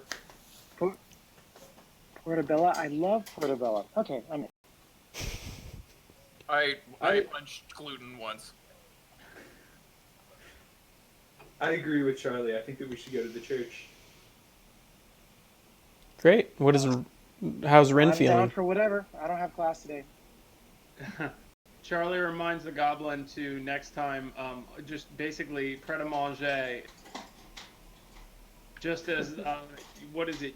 Camera is the official webcam of this. Pret-a-manger sponsors Sotsaf. Sponsor too. Yeah. Gluten-free They options for wraps. just like you, Okay, Cam. so it sounds like we're going to the church. Let's get to the choppa. Yeah. Does Rin have any feelings about anything here? I know you've been oddly silent. I don't want to go without you speaking your piece. Rin's just been observing this rambunctious group of youngsters. And How old are you? much older. Sonny Jim? But yeah, I'll go along. Cool. Okay. All right. Is there because I want to check all the boxes, dot all the I's, and cross all the T's. Is there anything? There's no time. We're going to kill God. Is there Now, any? Biff, calm down. We're not going to kill him. We're just... Anything in the stack of papers, anything on the computer, on the table, or anything that I need to look at, or so Charlie just makes sure in the stack of papers, checks all the stuff, because she's just before we go the whole group, she wants to make sure everything's ship shape. So I she always checks knew through God was everything. behind this. Did she find anything? Yeah, go ahead and roll an investigation check. So, exclamation point, check, investigation. I made an alias for this bad boy. Have you Man. ever prayed? Nice. Say what? Have you ever prayed, Biff? Yes. It's no surprise that he's been behind all of this the whole time. It's time we dealt with him one-on-one. All right. That's a deep cut. That wrap was mushroom. So that was probably the thing you just killed. Cool. I I kill. Well, I mean, is that good? Is that bad? I don't know. I glance nervously at Brittany. I'll She do what you has guys need. devoured. She has devoured 7 wraps and noticed and doesn't care. I too have a healthy appetite. Everyone here is so good looking. All right, so Charlie's looking through her papers. She just wants to make sure that before you guys go, that you've done all of your due diligence. And as she's looking through these different papers, she's kind of trying to get a read on this church. So this Church of St. John the Divine is a church that's been around for a very long time in New York. She knows that there is an enclave of actually paladins that runs the church and takes care of its location. It's also not under Sotsaf's jurisdiction per se, but they have an agreement with the paladins that obviously the paladins care about keeping the church well maintained and taken care of, that they would never do anything to harm the grounds. She kind of knows the situation that they're walking into. It's not exactly somewhere where they like the man poking around and getting up in their business. But it is, it's an important location. As we're getting on the subway or however we're getting there, I kind of lean over to Charlie and say, "No, Charlie, I've been to this church many times, only about from my mother's apartment. What's different?" I don't know. Charlie doesn't know, but I guess we're gonna go find out. Yeah, I mean, Charlie's heard of the church, but doesn't exactly know what kind of to expect as far as like why it's this specific repeater. Charlie's mostly just worked on putting out fires. That's all that really Charlie's wheelhouse. Whenever they have an issue, they're like, oh, well, Charlie can take care of it. She's pretty organized and she'll do all the reports and cross all of her T's and dot all of her I's. But, they're not bringing Charlie in on all of the most deep and not necessarily secret, but intensive missions. So you guys get on the subway, you ride up. It's not a long train ride. You make your way up to the beautiful, beautiful Church of St. John the Divine. Absolutely gorgeous church. It's in Harlem there, in the heart of Harlem. It's actually kind of up on a hill overlooking a good part of the city. Beautiful stained glass windows, a dome that's absolutely gorgeous, a relatively old church. I would highly suggest anyone watching now to just Google search St. John the Divine. That church in Harlem is a very beautiful church. They walk there up into the church, and as they approach there, they see that it's Saturday. They've got mass that's going to be going on later in the evening, and there are people there working and on keeping the grounds up. There's some men out working around the green, and they approach the large church doors, and as you guys approach, you see a group of very simply dressed group of men approach you and very happy and very nice. Hey there, can we help you? We hear that you've got God, and we're making you let him go now. What? We got what? Who? Give him up, you cowards. I'm sorry, sir. What was your name? I'm a fellow priest, and we're just here to look around. We've heard about your church, and we've heard very beautiful. And we're gonna find him. Yeah. Oh well, it's great to meet you. Another man of the cloth. My name is Brother Barnabas, and this is my other brother. That was Brother Keith, and we're here make sure that newcomers are welcome and taken care of as Yeah, we'd be happy to give you a tour of the place, show you around. If there's, anything else you need prayer for, we'd be happy to pray for you. Play it cool, holy man. We know That would what's be up. lovely. Thank you. Charlie walks over to Biff and holds his hand like a child, and then pushes Father Brendan forward as in like, hey, you should lead us through your people. Just give me the sign. I whisper in your ear. I realize what Charlie's doing, and I kind of walk forward, but first I turn around and tell Biff, okay, Biff, the sign is this. When I go like this, we get him. Just to keep him occupied while we're walking. Great. Brittany is appreciating just the architecture and the beauty, but she's a little uneasy because she tries not to go above 59th Street. Whoa. I'm hurt. Wow. Wow. Very true to character. Great. So you guys chat for a moment, and they agree to kind of give you a little tour of the grounds. You see the church is very beautiful. It's a very old building, but they've maintained it very well. Being magical individuals, you're able to see that on the other side, as you walk through the church and some of the parts of the grounds there are what looks to be people practicing magic, practicing casting lay on hands and different simple paladin moves. Just as I suspected. As they're doing that... Excuse me, Barnabas. Yeah. What are they doing? And I kind of point in the distance to you guys. Oh.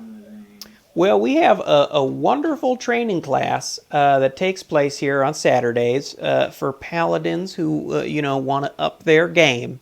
And, being the church and everything, we want to promote the growth of the youth and their strength and abilities. And so, What's a paladin? Oh, well, a paladin is, are you familiar with the military? Yes, sir. I was in the military for 16 years. Oh, well, great. Okay, well, then you will understand. It's like a military, but for the people who follow the Holy Lord. It's basically warriors of God. Like terrorists. I saw about this on the news. Okay, well, yeah, misconception there. You see, our holiness comes from a very specific God. And, okay, hold on. I'm hearing it now. You know what? It's better if I just show you. And he kind of motions over to the group of youth practicing their moves. And they're... stepping forward is Henry Stone, the man that you met, who's standing in front of them, helping instruct them. And there he, now in your all unveiled eyes, can see him wearing glistening armor that's gold and these incredible loops and filigree that kind of cascade down him. And he has a long white cape that cascades off of the back of him. He is wearing a crown that's kind of a gold, it's very thin gold crown that's just a circlet atop his head. And he's holding just an enormous single-handed mace with a very sleek, ornately pearl-inlaid buckler on his left arm. He looks at you and recognizes you immediately. Father Brendan, oh, it's so good to see you. And he kind of walks over towards your direction. As he approaches you, he's a big dude, and you're a little dude. He's probably more than double your height. Now that you... Yeah, I stick my hand straight up to shake his, and I look him right in the eye. He doesn't bat an eye. He reaches down and he grabs your hand and he gives it a thorough shake. And he looks at you, and as he shakes your hand, your like whole body kind of shakes because he's just that big and imposing. So good to see you. I was hoping you'd finally come by and get wise to the absolute gift that you have. And he kind of looks at you and with a deep regard, and he looks at the rest of your party and sees Charlie holding this very large man's hand, and Brittany kind of just like looking around and taking like selfies in different locations with Rin, just looking very. How is Rin feeling in all of this?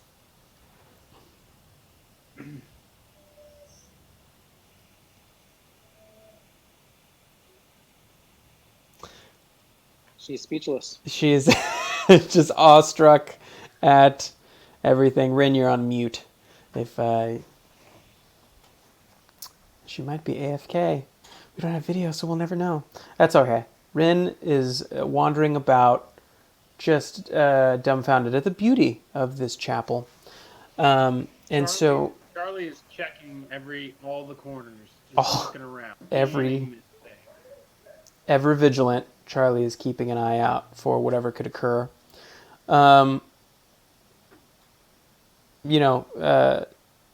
Henry looks again at Father Brendan and goes, "Your friends here, they look nice. Is there anything we can do to help?" I'd say that friends is a strong word, Henry. I met them about half an hour ago. Right. Well, what a generous person you are to go out of your way to help such strangers. Just doing the Lord's work, Henry. Do you have anything that could entertain them a while? Absolutely. We have a service starting in probably a few minutes. They'd be just in time for Mass.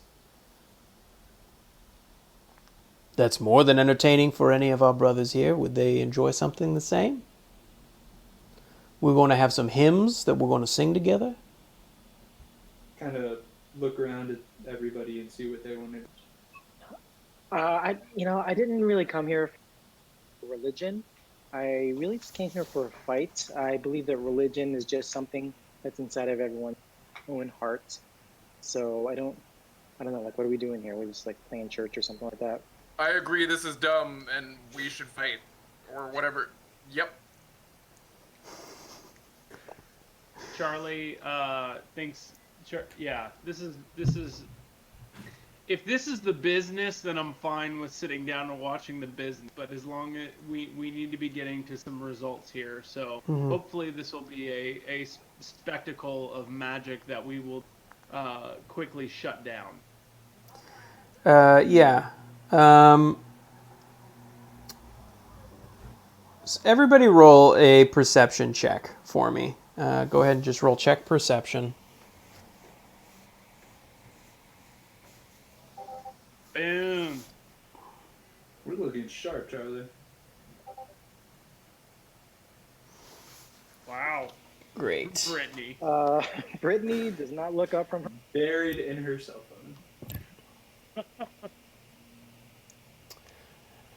phone. Brittany, you make your way over to like the holy water station, and you kind of like wash your hands in the little holy water, and you kind of like flick your fingers into it, and then you just kind of like look around and keep taking pictures.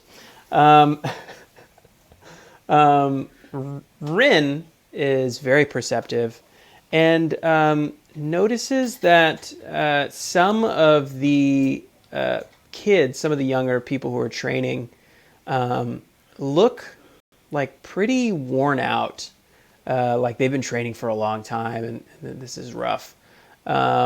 She notices the church is beautiful, and there are a couple people who are starting to make their way in for the mass that's going to be taking place later on. There's some people lighting candles in certain corners of the church. But there is something that catches her eye specifically, is the beautiful top of the dome emanates this just incredible light and glowing. There's some kind of glowing in the center of that dome that seems to just be emanating an incredible power now that she notices it. Surprised she didn't notice before when she walked in.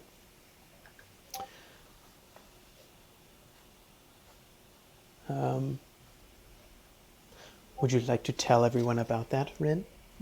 About the top of the dome? Yeah. Oh. Well, it seems suspicious. Okay. That's where they're keeping God. Awkward. Is there any way to get up there? You ask? Henry kind of darkens his look, and he goes, "Why would you want to get up there?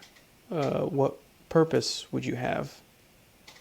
I put my hand on his massive shoulder, and I say, "What would Jesus do, Henry? WWJD." Well, Jesus would do a lot of things, brother. Probably up there. And he puts his big hand on your back, and he goes, "That right up there is a very important device. An important device to a particular set of people that we have an agreement with. And needless to say, they help manage a lot of the magical goings-ons outside of the church.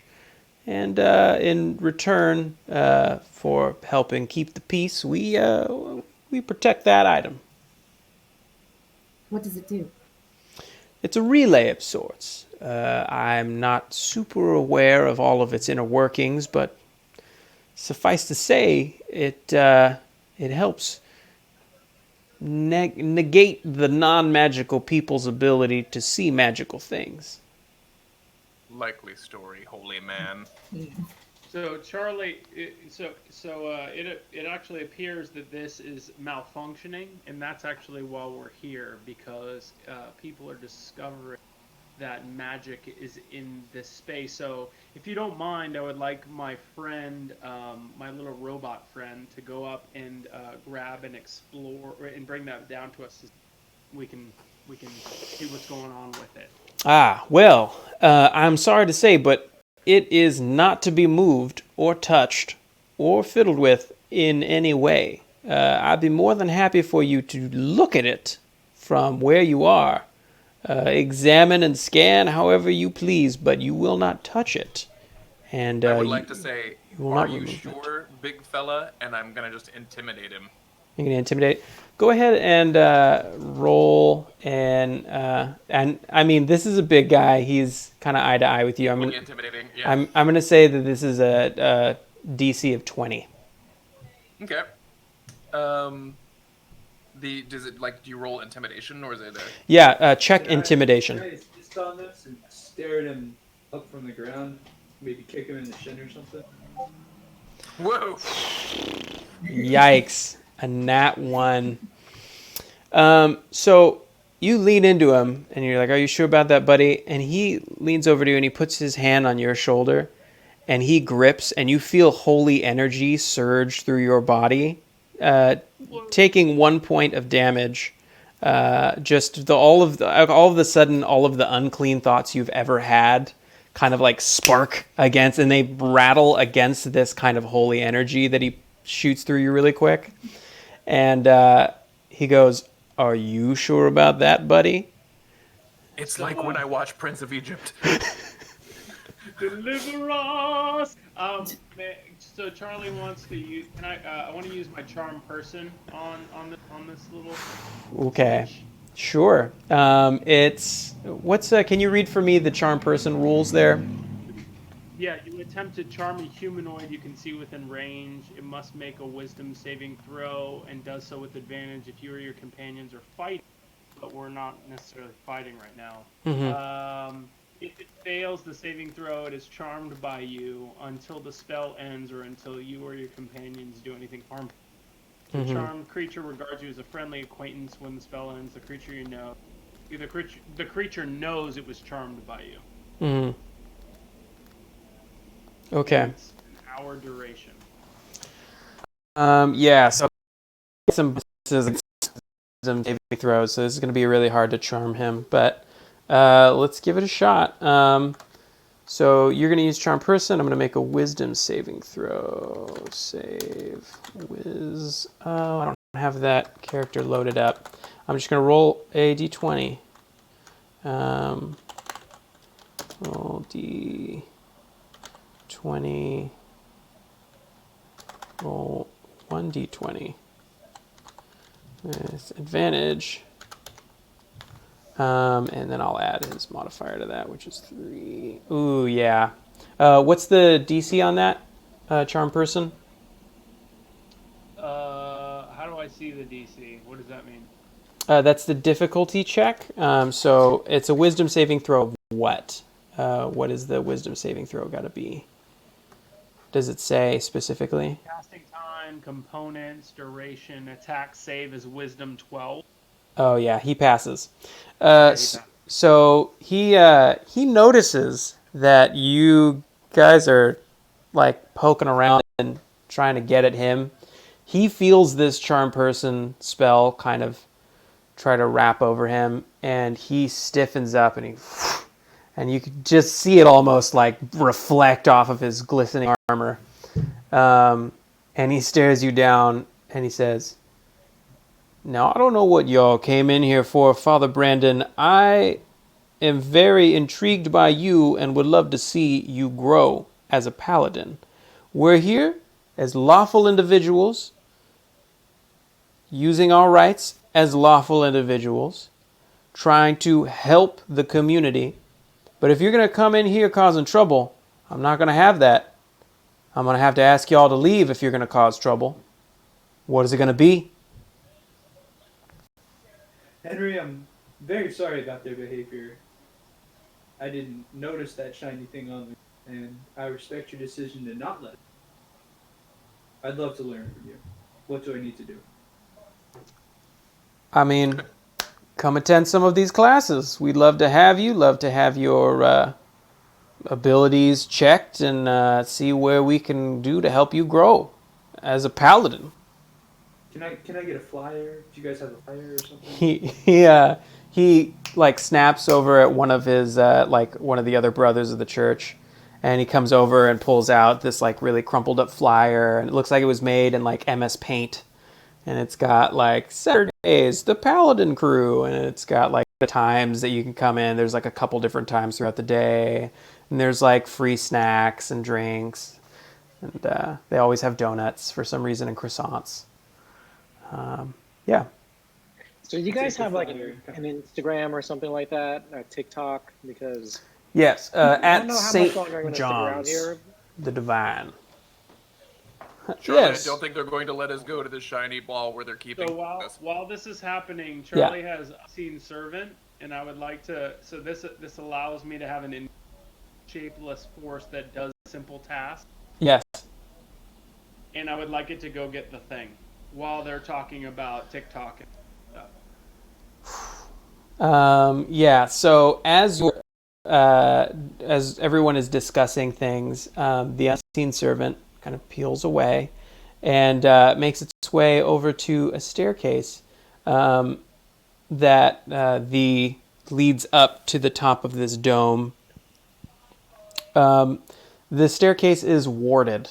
There is a not necessarily a. I'll tell you this. It's not that it's very difficult to break. Is that it will definitely alert everyone to the fact that you're approaching this thing, and you don't know what lies beyond that. But you can sense with your unseen servant that if you were to pass this ward, it will definitely alert an approach towards this Just item. give me the sign. Rin, what do you think we should do?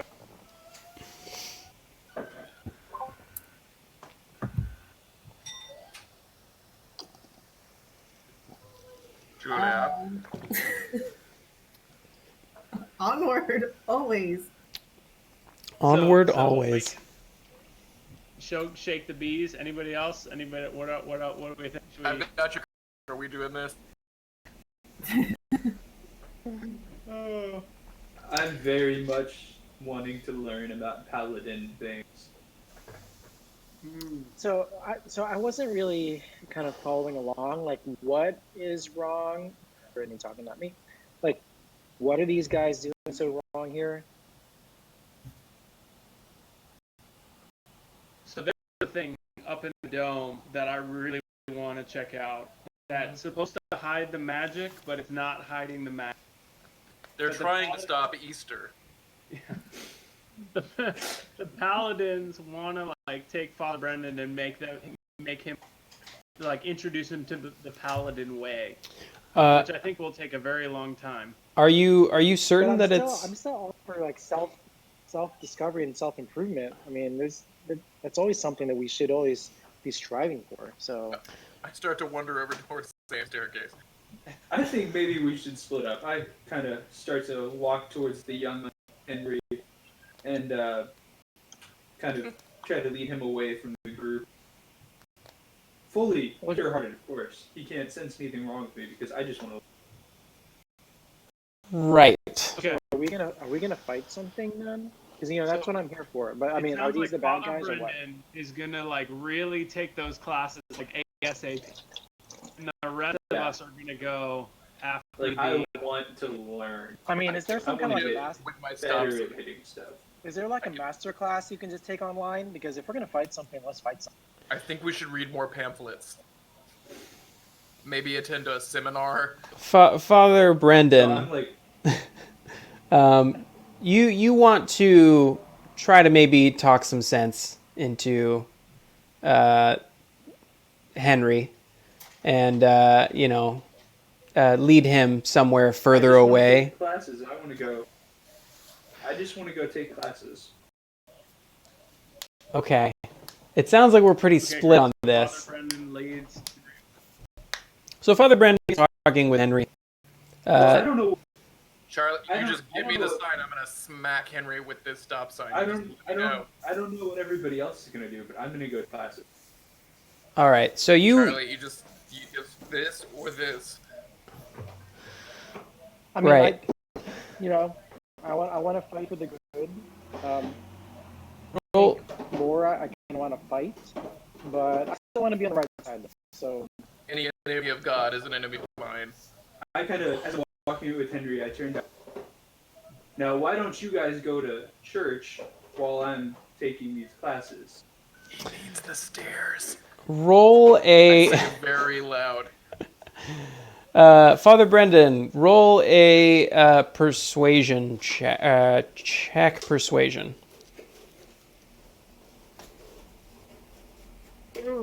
Ooh, a 10. I'm gonna hit him. A man Yeah. of the cloth has to already have tons of persuasion. Let's. I meant to give you advantage, so roll it again. Yeah, Sorry. It's gonna be worse this time. Watch. I know. Yeah, you're gonna have like a 2. Yeah. Whew. Yeah. That wasn't with advantage. All right. So, That wasn't. Was that with advantage? That- It should say advantage. so I rolled twice. you rolled twice and you picked the higher number. This is technically how advantage works. So, Father Brendan, you tell your friends like, oh, enjoy the church, look around, tell me more about this class over here. And Henry is very wise to all of the weird ways that everyone is acting right now. I say that class over there, and I bolt for the stairwell. I just go for it. Yeah. So you bolt for it. Henry immediately casts a wall of light there in front of the stairwell. Give me a strength check. Do, do, do, do, do, do. The Leroy Jenkins. Guys, Wow. Walls of light can't hold me. are we going to fight Henry? I think I just tanked through God himself. Look So at this. you pound through this wall of light, and for a moment it looks almost like you're not going to pass through it, but you just shatters into glass-like fragments all over the ground. At this, many of the parishioners and people who are there for their service look up at the loud sound of shattering glass and the kind of explosive power that seems to happen. And you blast past and begin to run up these stairs. I'm coming, Jesus! As soon as you do, you hear a very pleasing sound of bells begin to just dong, dong, dong, dong, begin to ring as all of the paladins that were outside begin to run inside. And there weren't like a few paladins. There were like probably a good 30 paladins outside training. Not all of them great, but a lot of them. Paladins can't fit in a stairwell. And they all kind of like make their way into the look around like what the heck is happening as you rush up the stairs. As you rush up the stairs, you also see kind of looking old man in robes standing near the top of the stairs. He's standing there and he goes, "Can I help you?" Yes, I'm here for you know who. And I look very seriously at him. Is anybody else with me, or am I just totally alone? You're running completely alone. It doesn't look like anybody else has followed after you. Everyone's just in stunned silence. I'm here for the situation, if you know what I mean. What is happening? As you're speaking to him, you hear footsteps of like a bunch of people rushing up the stairs after you. Great. I'm gonna. What am I looking at? Is there just? It's just this old man standing here in front of you, confused at why you're there. Kind of bewildered as to. What's the room like? So at the top of this dome, there's. In fact, I'll draw it out for you so you can kind of tell what's going on here. All right. So here is. I think it's a really bad idea to.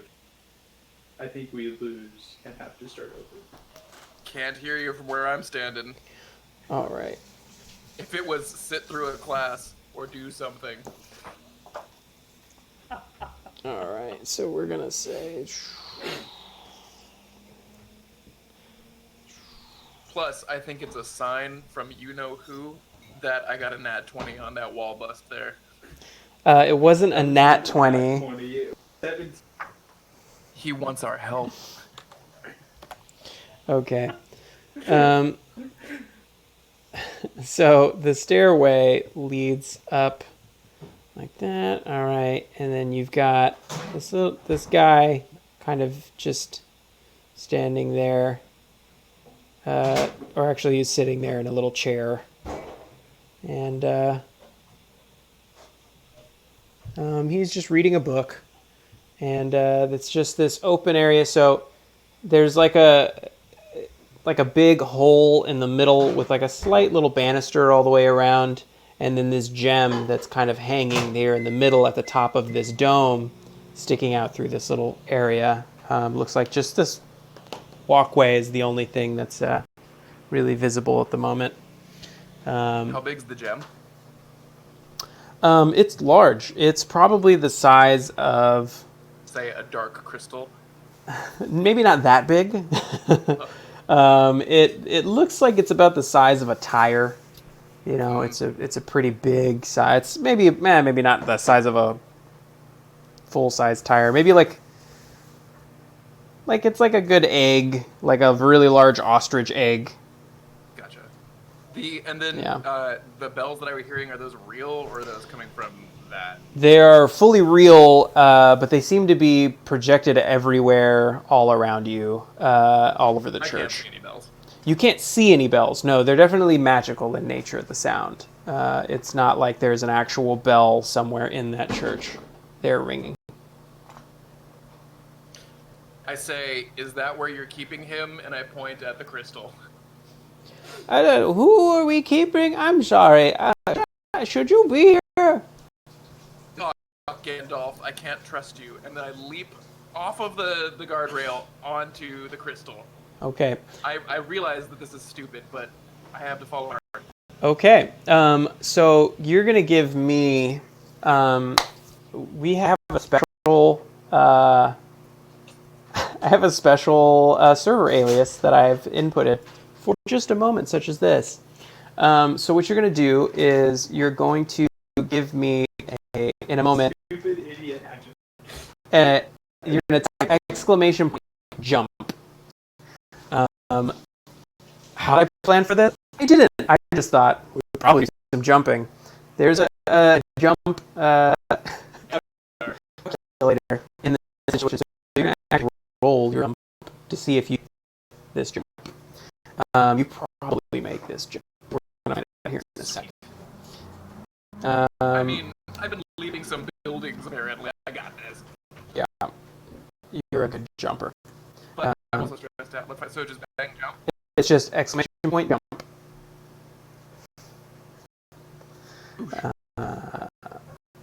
And then you're going to give me an wow, yeah, 23. What does that give you? 24 feet horizontally with a running start, 10 feet vertically with running. Okay, and half that distance. So we're gonna see you running up these stairs. You got a running start. So 20 feet. Yeah, you easily make that, even if you're standing. Yes, so you ignore him. Now, to grab onto this crystal, to grab onto the crystal, you need to.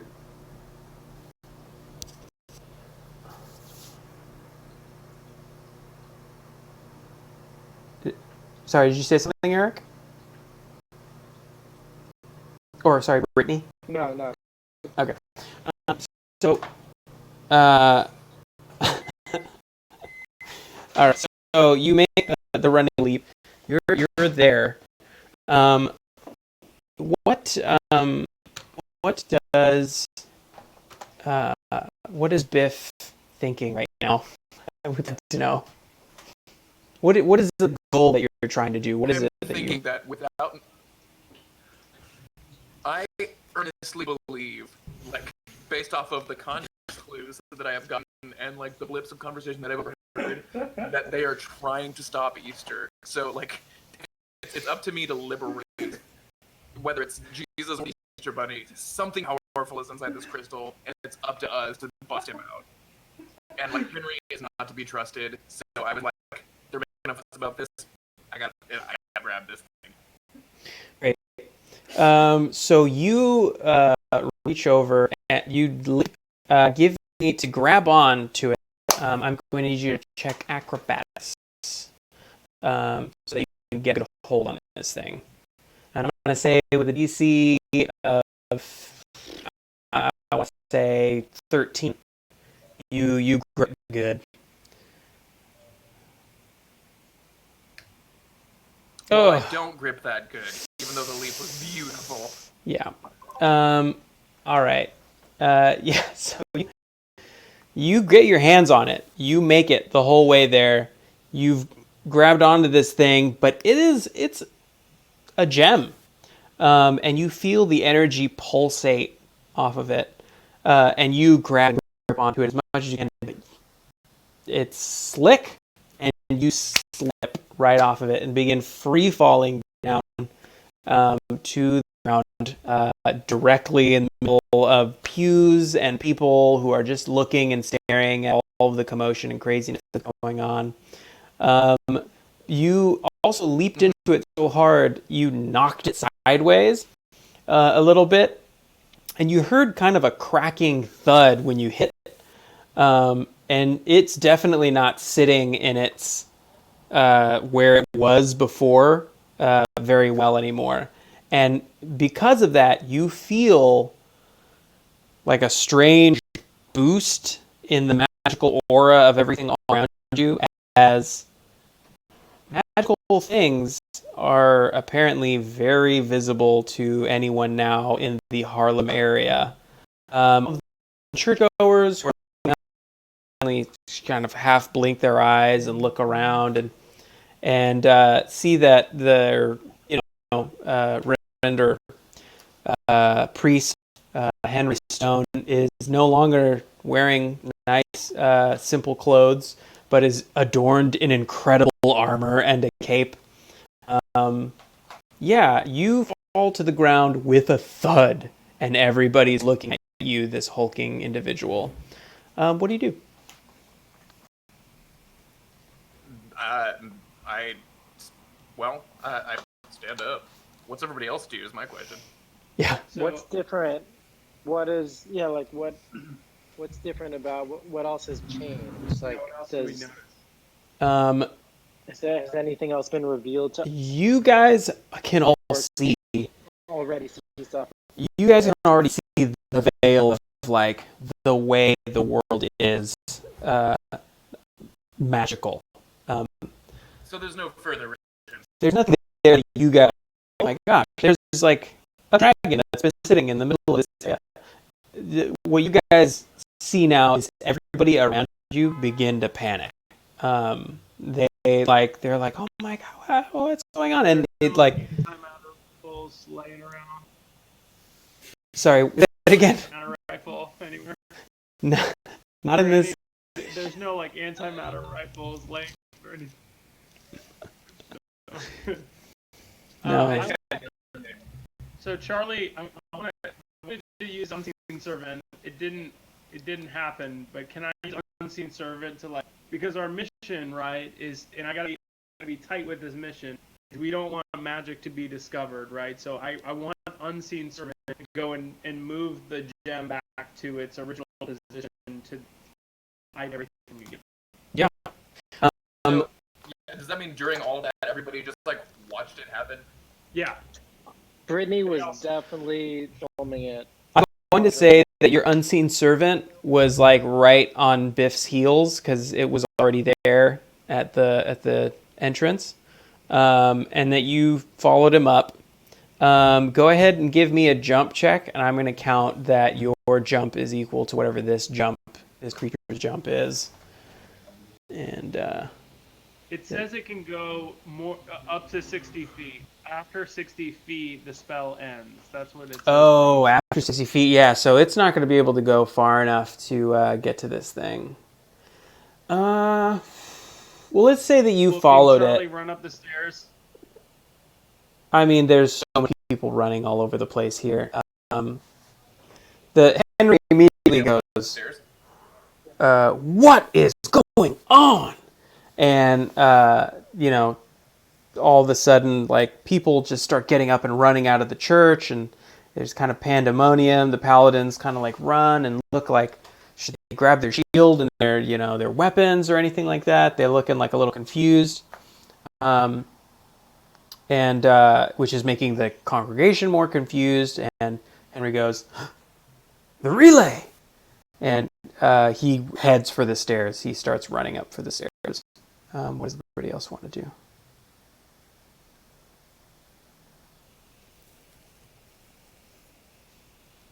I'd run after him. At this point, I'm just like totally confused. He's looking at you guys like, I cannot believe. He looks back at you and goes, "You helped enough." And he says, "Stay over there." And so he runs up the stairs. He basically does some kind of prayer or chant and reaches out. The guy who's there next to him uses mage hand, kind of sets the gem back correctly in its setting. And all of a sudden, magic kind of... Charlie, your phone goes off. Your phone is blowing up. It's Jerry, and you just see that you've gotten like 18 text messages like, somebody said that the relay in Harlem went down. What's going on with Harlem? What's happening there? And like, just like message after message of like, please you look into this, and I think you're there right now, aren't you? You said something about going to Harlem. hey, can you check into this? It says that the entire veil is down for the air. Just like panicked. Yeah, what do you guys? Charlie takes a picture of Biff with her phone and sends it back to Jerry. That's it. Just a picture of Biff. In what state?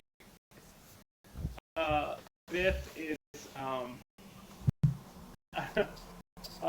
Biff is just laying in one of the pews with arms behind his head, smiling at his conquest. That Biff done good.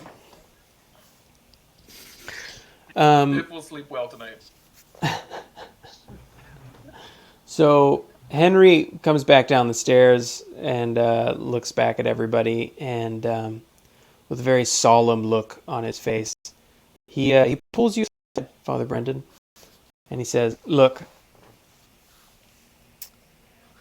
I'm going to give you the benefit of the doubt right now. I like you. I've seen what you do. I think you have potential. But if you're running around with these lot, you may ruin that potential. I think you should think long and hard about the people you surround yourself with. You hear me, son?" And, with that... I really don't like being called son. It triggers my short angry man syndrome. So I kind of look up at him, look him in the eyes, and scan up and down him. It's a pretty long scan, and I just turn around to Biff and I go, Oh. I come running, but I feel like I'm like not the closest person here. Is that I don't know spatially where I am. Yeah, I mean, all right, let's lay this out. I'm big and I'm dumb. But I'm ready. But you heard a smack. Mm-hmm. I saw the sign. I'm short and I'm stupid. Biff's been live streaming the whole thing. All right. What's the How are we elf gonna up do to during this? all of this? Yeah. Britt goes over to Rin and just, what do you think about these guys?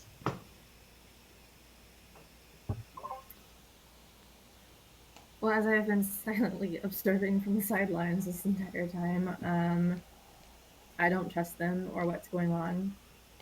However, I firmly believe in the magic being kept a secret, so I'm torn between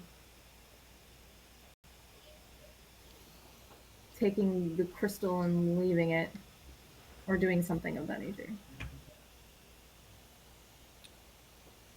Yeah, I don't know if this guy's really a bad guy or what. I mean, again, if there's a fight, then I'll throw. But I guess you're my people, so I'll stand by you. I think you're wanting to fight. I still don't know what's going on here. Although I honestly don't respect armor very much, but this guy is pretty imposing. He made me think about the time I lied to my nana.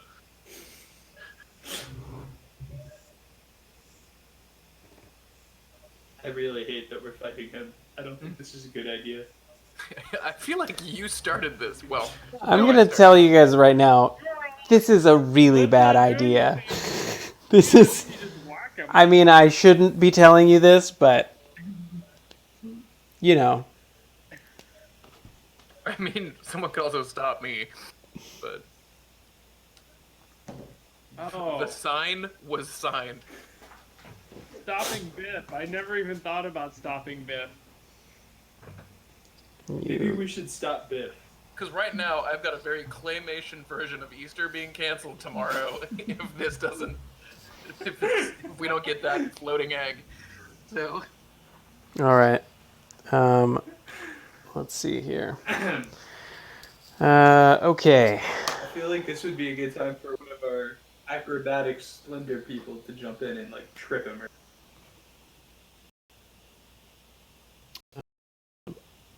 But yeah, I also don't feel like I'm like if I did all of that, I'm not going to be standing right next to Henry. You know what I mean? Mm-hmm. Also, Yeah. does it fall from? Wait, is this at the top? This is at the top. Right. It just so much has gone down. Like I can't be the only person moving around and doing stuff. Well, if the gem, where is the gem hanging from? The gem is directly above Oh. where Biff is. So I'm going to say that Charlie is over Pretty- here. That Here's Chaos is what- in here. Here's what I'm thinking. I think Brittany. that I immediately regret giving Biff the sign, and I kind of turn around and drop into a 3-point stance in front of Henry, ready to tackle Biff as he comes charging. And I'm going. Okay. All right. So, what's the plan? What is it exactly that you want to do? Oh yeah, can you? So who's everybody where on the little mappy map? All right. So we've got Biff, and we've got Rin. Is I there think any way to Rin- make them bigger? Yeah, it's really tough to see. Yeah. I will make I it bigger. zoomed in on it, so I have I'm 700% Here it is. on this video. But I think that Britt and Rin need to Should be bigger there. make things happen right now. And then this is, sorry, Charlie. Sorry, Charlie. And Father Brandon did this to us all, really. I'm still adjusting to being short. It's not my fault. Just table chatter. That's funny. The but we haven't talked who Charlie's patron is or what's going on with that, right? Oh yeah. So as you're in here, Charlie, you don't feel good. Knew it. You feel like physically ill being in this room, in this church in general. I'm gonna say that everything you do here has disadvantage. What your imbuements that you have don't jive with where you're currently. You're not getting down with the Holy And- Spirit, Charlie. And this place is more powerful than your self right now, your ability to override that. Okay.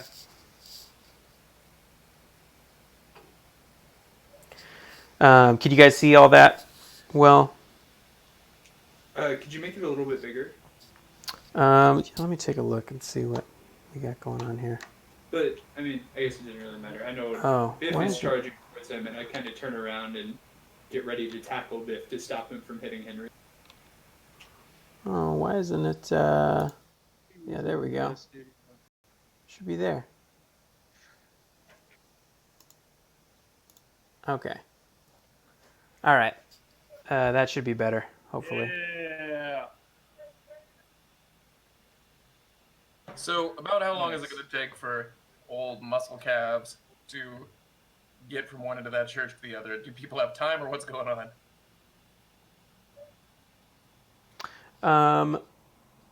Yeah, I mean, you can travel your 30 feet, I believe, plus a dash action to make it 60 if you want. So that's what, Where's 6 Henry? squares? Oh, I see Henry. We're not necessarily in combat yet because Henry is not. You've just been given the signal, and Henry isn't like in attack mode or anything like that. So if I were to attack him, I would technically have an advantage. Is that? Technically, So, with But I'm in the spotlight for a while, so I'd love to see what other people are doing. just so Brittany, she's wise, and she's streetwise. She's streetwise, so she doesn't, as much as she wants to fight, she definitely like the imposing figure that cuts. So she's also looking around.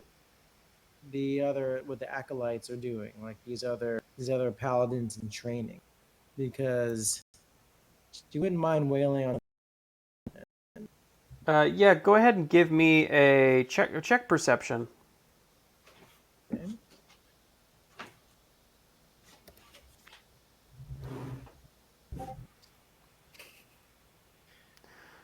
She's also All right. checking her phone while thinking these things.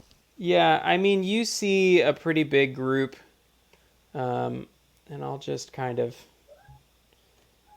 place these people as placeholders here. Of the paladins who have just kind of come in from the outside, kind of looking around at what you guys are doing, suddenly very interested at why you're here. Okay, so she's keeping an eye on because she doesn't mind these guys' backs and stuff. While she did kill the Wall Street bare hand, that was an animal that attacked her first. But yeah, like she definitely doesn't mind again wailing on some people who are trying to jump into a fray. Yep.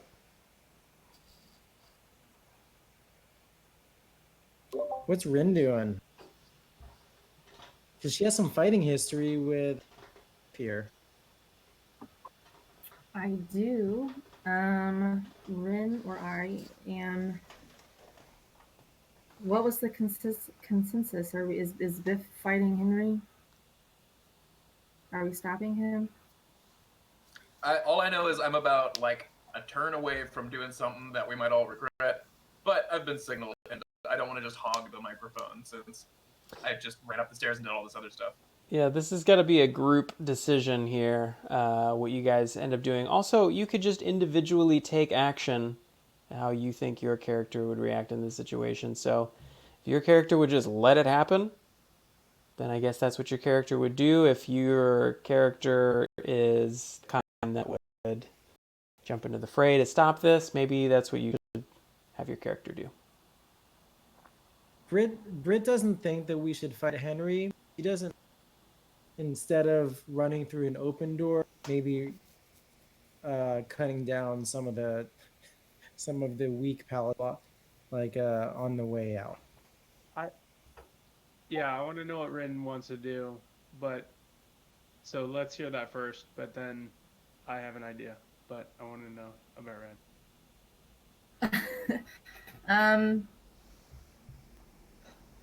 I almost kind of want to let it go. What does that mean? Like let things play, let it happen, let Biff go. Oh, let Biff just. Okay, well, Father, what about you?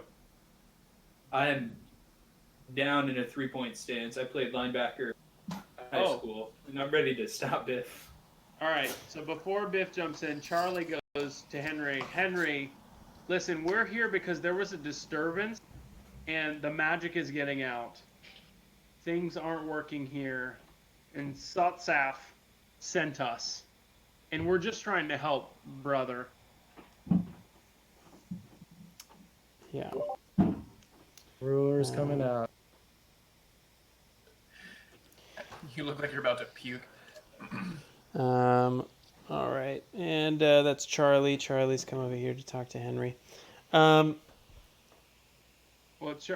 Charlie, you didn't move Charlie yet. So, I mean, you don't have to if you want to. There's a lag. There's a lag. Got it. Yeah. So. Yeah, stream sniper delay. So, you regard Henry while, Biff is barreling down. I'm going to say, Biff, roll a strength check and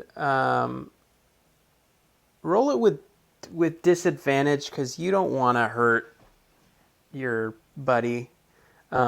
And Brendan, roll a to say acrobatics check. Roll a check acrobatics. So this And to be clear, is going to be.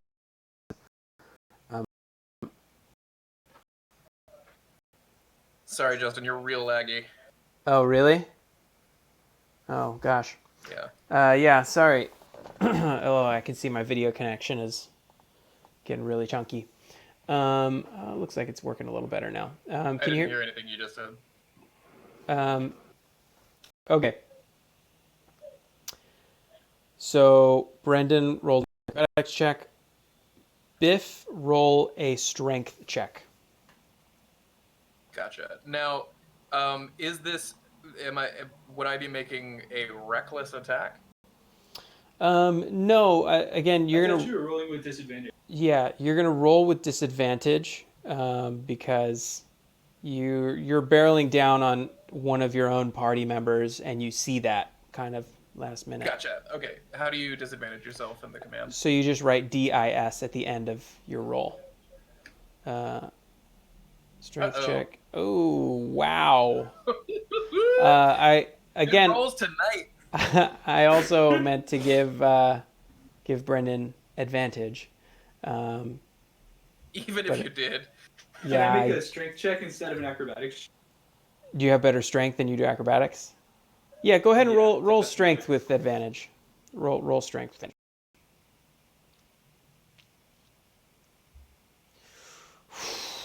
Unbelievable. Yeah. Here comes the train. Yeah.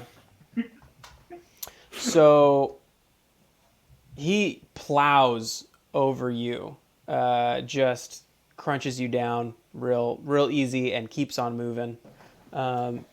It's like you're heartily there, and he is dashing for Henry. Charlie, meanwhile, is taking a moment to have a conversation. She explained the situation, and so Henry then makes a strength check of his own.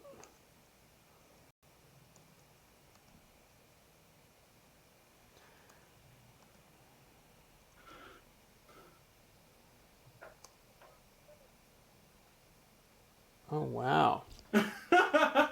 Interesting. What happened? That's very interesting. Uh-oh, Henry. Not so strong, Henry. So, And am I now making a reckless attack? Henry turns to Charlie and says, "Look, if you're here to check on those things, then come talk to us. We'll check on them. We'll take care of that. This is our location. You're coming and you're sticking your fingers in places where," and then in the middle of what he's saying, Biff just, bam, he just flies sideways, tackles him straight down, goes down hard. Everybody freaks out. They're like, "Oh my gosh, what the heck is happening?" Roll for initiative. So I'm going to have to, hold on. I begin. All right. Give me a sec. Because I wasn't planning on this happening. Do we all have to join? Right, and and I don't want to cut us off prematurely, but it is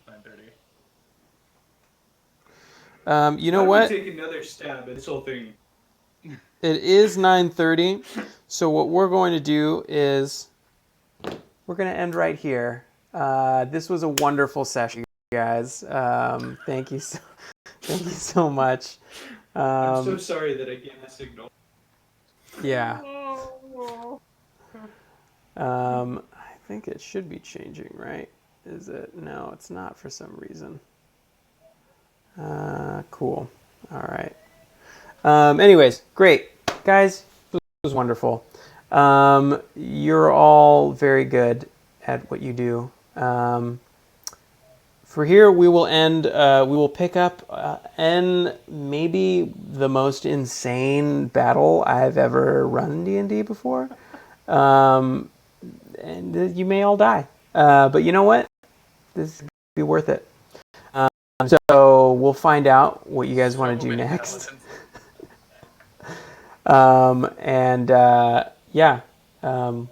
Next time. Thanks, guys. All right.